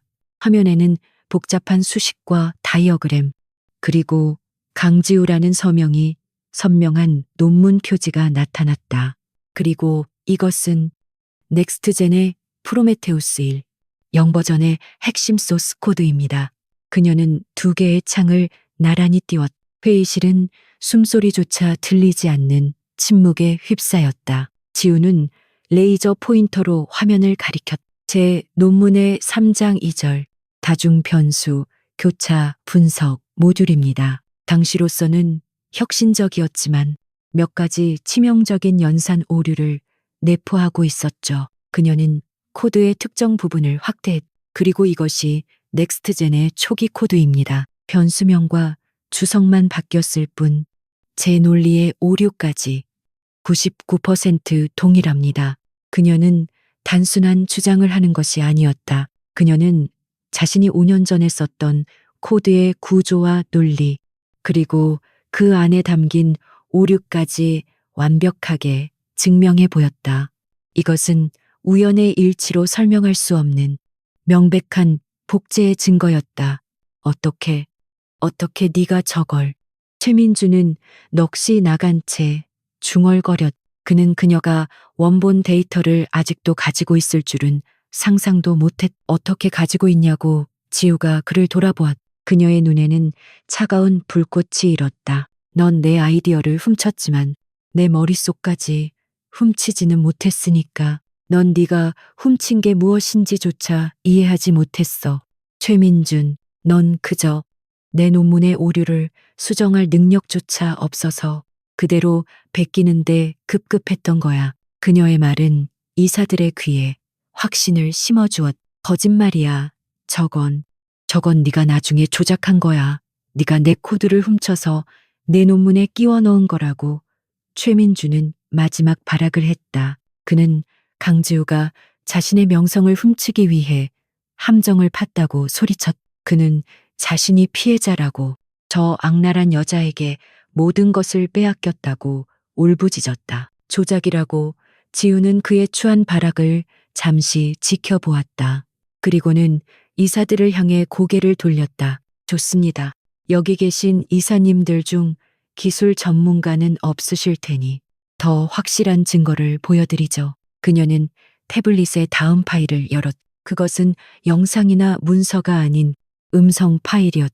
이것은 약 일주일 전 MA 1차 미팅이 끝난 후 최민준 대표가 저를 따로 찾아왔을 때의 대화 녹음입니다. 지우의 말에 최민준의 얼굴이 잿빛으로 변했. 그는 그날의 기억, 자신이 엘리베이터 앞에서 그녀에게 매달리며 했던 말들을 떠올렸. 설마 그때 최 대표님 공과 사를 구분하시죠? 지우의 차가운 목소리가 회의실에 울려 퍼졌. 그리고 이어진 최민준의 목소리.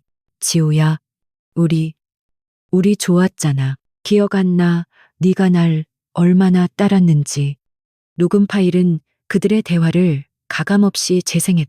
이사들은 이 추악한 대화에 미간을 찌푸렸. 그리고 마침내 결정적인 순간이 다가왔. 녹음 속에 지우가 말했. 5년 전 제 프로젝트를 훔쳐서 당신 이름으로 발표한 것에 대해 설명해 보시죠. 회의실은 숨을 죽였. 모두가 최민준의 대답을 기다렸. 잠시 침묵이 흐른 뒤 녹음 속 최민준의 목소리가 초조하게 터져나왔. 그게 지우야, 넌 네 아이디어에 감사해야 해. 내가 아니었으면 그건 그냥 쓸모없는 논문 쪼가리였어. 내가 그걸 작품으로 만들고 돈이 되게 만들어준 거라고. 넌 오히려 나한테 고마워해야지. 쨍하고 무언가 깨지는 듯한 소리가 회의실을 울렸. 그것은 최민준의 마지막 남은 이성이 부서지는 소리였. 그 자신의 목소리로, 그 자신의 입으로 5년간의 모든 범죄를 자백하는 순간이었. 내가 그걸 돈이 되게 만들어줬. 이 한마디로 모든 것이 끝났다. 최민주는 귀를 막고 괴물처럼 소리를 질렀. 그는 더 이상 신사인 척, 유능한 CEO인 척 연기할 수 없었다. 그의 모든 가면이 벗겨지고 그 안에는 질투와 열등감, 그리고 패배감에 휩싸인 옹졸한 본체만이 남아있었. 아니야, 저건 유도신문이야. 불법 녹음이라고, 무효라고. 그는 이성을 잃고 강지우에게 달려들었. 이 악마 같은 년, 내가 널 죽여버리겠어. 그의 눈은 광기로 가득 차 있었. 그가 지우의 멱살을 잡으려던 순간 누군가가 그의 앞을 막아섰다. 권태하였다. 그는 최민준의 주먹을 맨손으로 잡아챘. 감히 내 사람에게 손을 대권 회장의 목소리는 지옥의 심연처럼 낮고 차가웠. 권태하의 악력은 상상을 초월했. 최민주는 손목이 부서지는 듯한 고통의 비명을 질렀다. 아악 놔 권태하는 그를 바닥에 내동댕이 쳤. 최민주는 값비싼 슈트 차림으로 바닥에 뒹굴었. 그의 완벽했던 외모는 땀과 눈물, 공포로 범벅이 되어 처참하게 일그러졌다. 바로 그때 이사회실의 육중한 문이 열렸. 기다렸다는 듯이 정복을 입은 경찰들과 검찰 수사관들이 쏟아져 들어왔. 그들은 망설임 없이 바닥에 쓰러진 최민준에게 다가갔. 최민준 씨, 특정경제범죄, 가중처벌법상, 횡령 및 배임, 정보통신망법 위반, 그리고 업무상 기밀 탈취 혐의로 긴급 체포합니다. 수사관이 차가운 쇠붙이 수갑을 그의 손목에 채웠. 이게 무슨 짓이야 넌. 넥스트젠 대표 최민준이야. 너희가 감히 날. 권태야, 내 짓이지. 네가. 그는 발악했지만 2명의 수사관에게 양팔이 붙잡혀 무력하게 끌려나갔. 그는 마지막 순간까지도 강지우를 향해 저주를 퍼부었. 강지우, 이 배신자, 너도 나처럼 지옥에 떨어질 거야. 그의 목소리는 복도 저편으로 사라질 때까지 이어졌. 회의실에는 다시 끔찍한 정적이 찾아왔. 5년간 그녀를 짓눌렀던 악몽이 그렇게 허무하고도 완벽하게 끝장났. 지우는 자신이 떨고 있다는 것을 그제야 깨달았. 그녀는 주먹을 꽉 쥐었지만 떨림은 멈추지 않았. 그것은 공포가 아니라 마침내 모든 것이 끝났다는 안도감에서 오는 전율이었. 이사들은 아무 말도 하지 못했.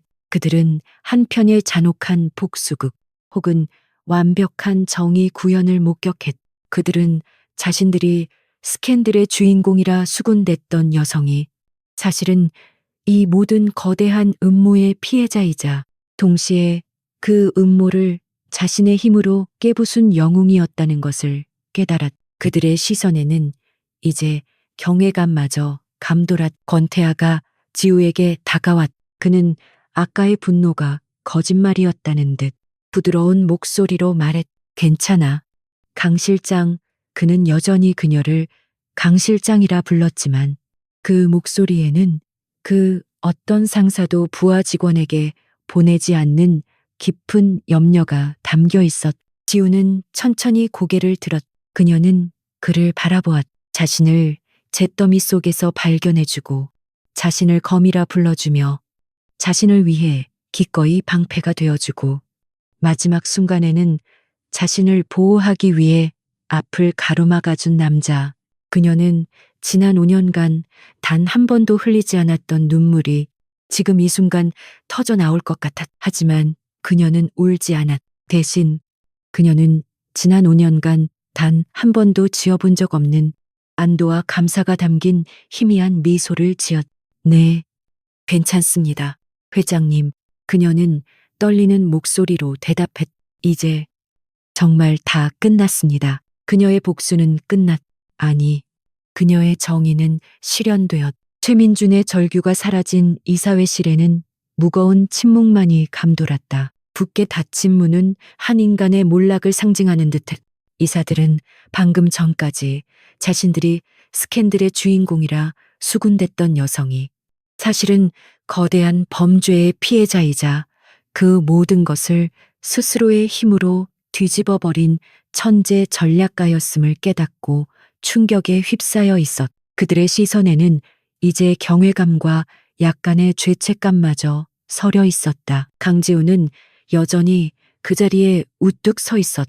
5년간 그녀를 짓눌렀던 거대한 바위가 사라진 듯한 해방감과 모든 에너지를 소진한 듯한 탄력감이 동시에 밀려왔. 그녀의 어깨가 가늘게 떨려왔다. 그것은 더 이상 공포나 분노가 아닌 길고 길었던 싸움이 끝났다는 안도감의 표현이었. 그녀는 이 순간 울지 않기 위해 마지막 남은 힘을 다해 버티고 섰. 권태하가 먼저 침묵을 깼. 그는 이사들을 향해 차갑게 말했다. 오늘 이사회는 이것으로 마치겠습니다. 그리고 오늘 이 방에서 일어난 일은 진성그룹의 공식 발표가 있기 전까지 어떤 형태로든 외부로 유출되어서는 안 됩니다. 보안, 서약 위반 시 그 대가가 무엇인지는 잘 알고 계실 겁니다. 그의 목소리는 경고, 그 이상이었. 이사들은 황급히 고개를 끄덕이며 자리에서 일어났다. 무거운 침묵 속에서 이사들이 모두 빠져나가고 40층의 거대한 이 사회실에는 권태하와 강지우 단 두 사람만이 남았. 권태하는 아까의 냉혹했던 총수의 모습은 온데간데 없이 오직 한 사람을 향한 깊은 염려가 담긴 눈빛으로 그녀에게 다가갔. 그는 그녀가 쓰러지지 않도록 어깨를 부축하려다 그녀의 강인함을 존중하듯 잠시 손을 멈췄. 괜찮아. 그는 강 실장이 아닌 단 한마디의 질문을 던졌. 그 안에는 수만 가지 의미가 담겨 있었. 5년 전의 상처는 괜찮은지, 방금 전의 충격은 괜찮은지, 그리고 그녀의 미래는 괜찮을 것인지. 강지우는 그의 목소리에 담긴 따뜻함에 애써 지탱하던 마지막 긴장의 끈이 스르르 풀리는 것을 느꼈. 그녀는 고개를 들어 그를 바라보았.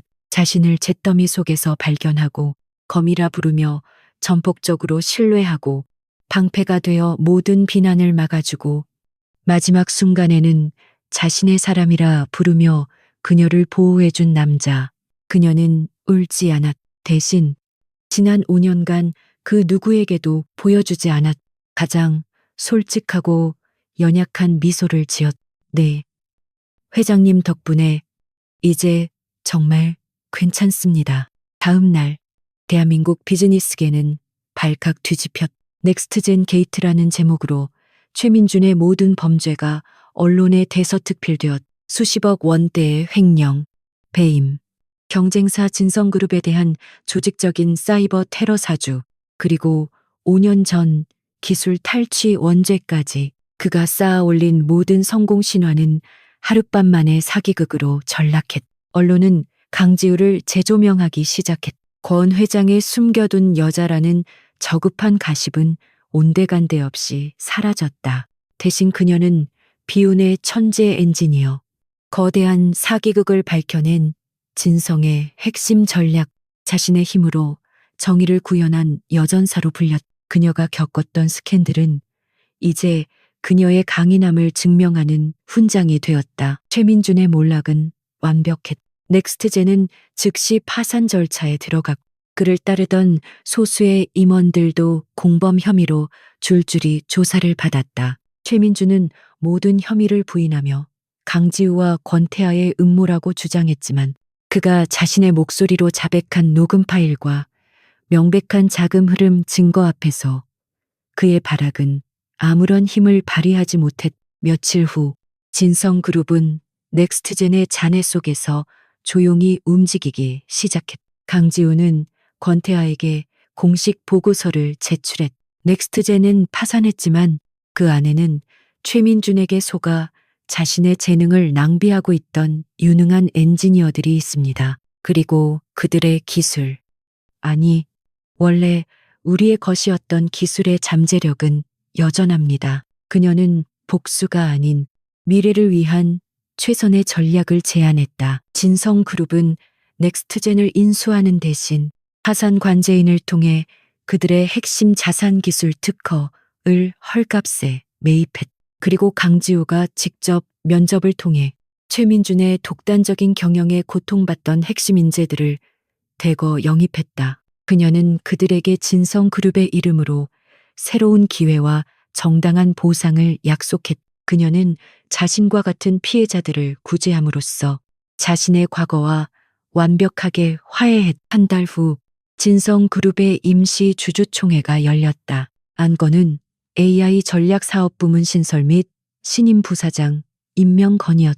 권태하 회장이 직접 단상에 올라 지난 프로젝트 타이탄 사태의 전말과 그것을 막아낸 강지우 실장의 공로, 그리고 넥스트젠의 핵심 기술을 성공적으로 흡수한 성과를 발표했다. 강지우 실장은 지난 2년간 진성그룹의 두뇌 역할을 해왔으며 최근에는 그룹 전체를 위협한 중대한 위기를 자신의 능력으로 막아냈습니다. 권태하는 이사들을 바라보며 단호하게 말했. 그녀는 더 이상 실장이라는 직함에 머무를 인재가 아닙니다. 저는 오늘 이 자리에서 강지우 실장을 신설되는 AI 전략사업부문의 총괄 부사장으로 공식 임명하는 바입니다. 회의실은 잠시 정적이 흘렀다가 이내 우레와 같은 박수 소리로 가득 찼. 그것은 더 이상 총수의 총애를 받는 여성을 향한 억지 동의가 아니었다. 자신들의 회사를 구하고 거대한 적을 쓰러뜨리고 새로운 미래를 가져온 영웅을 향한 진심 어린 존경의 박수였다. 강지우는 단상에 올라 자신을 향해 미소 짓는 권태하와 이사들을 향해 묵묵히 고개를 숙였. 그로부터 6개월 후 서울 구치소의 좁은 독방 안 최민주는 완전히 다른 사람이 되어 있었. 한때 업계를 호령하던 CEO의 빛나던 눈빛은 사라지고 패배감과 증오에 찌든 초점 없는 눈동자만이 남아 있었다. 그는 모든 재산을 추징당하고 수십 년의 징역형을 선고받았. 그의 광기 어린 항소는 매번 기각되었다. 그의 유일한 낙은 하루 1시간 허용되는 TV 시청이었. 마침 저녁 뉴스에서는 대한민국을 이끄는 혁신기업인 특집을 방영하고 있었다. 그리고 화면에 등장한 인물, 진성그룹 AI 부문 강지우 부사장입니다. 최민준의 눈이 광기로 번뜩였. 화면 속의 강지우는 그가 알던 모습이 아니었. 그녀는 그 어느 때보다도 당당하고 빛나고 평온해 보였다. 그녀는 진성그룹이 새롭게 발표하는 AI 신기술을 유창하게 설명하고 있었. 그리고 그녀의 곁에는 언제나처럼 권태하 회장이 그녀를 자랑스럽고 따뜻한 눈빛으로 바라보며 서 있었.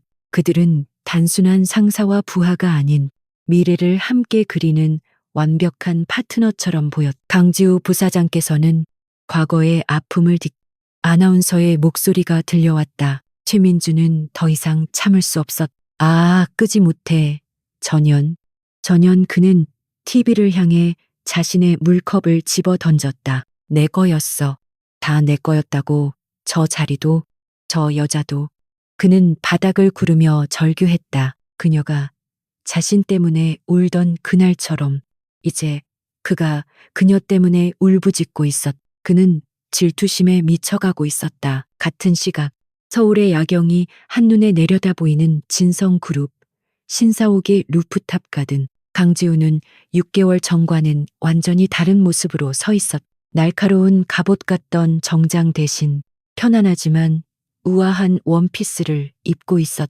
차가운 바람이 그녀의 머리카락을 부드럽게 스쳤. 그녀는 더 이상 과거에 얽매이지도 미래를 두려워하지도 않았. 추운데 왜 여기 있어?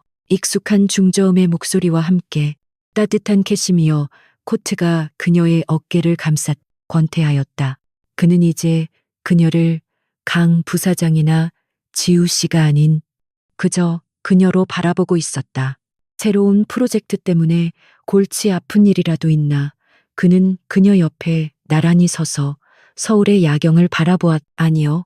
지우가 부드럽게 웃었. 그녀는 이제 웃는 법을 다시 배운 사람처럼 자연스럽게 미소 지을 수 있었. 그냥 5년 전에 제가 생각나서요. 저 불빛 중 하나도 제 것이 아니라고 생각하며 울고 있었거든요. 그녀는 과거를 담담하게 말했. 그런데 지금은 저 불빛들을 보며 내일 무엇을 할지 생각하고 있네요. 권태하는 말없이 그녀를 바라보았. 그는 그녀가 얼마나 강한 사람인지, 그리고 그 강인함 속에 얼마나 깊은 여림이 숨겨져 있었는지 알게 되었. 그는 그녀의 검이 아니라 그 검을 쥔 사람 자체를 사랑하게 되었음을 깨달았다.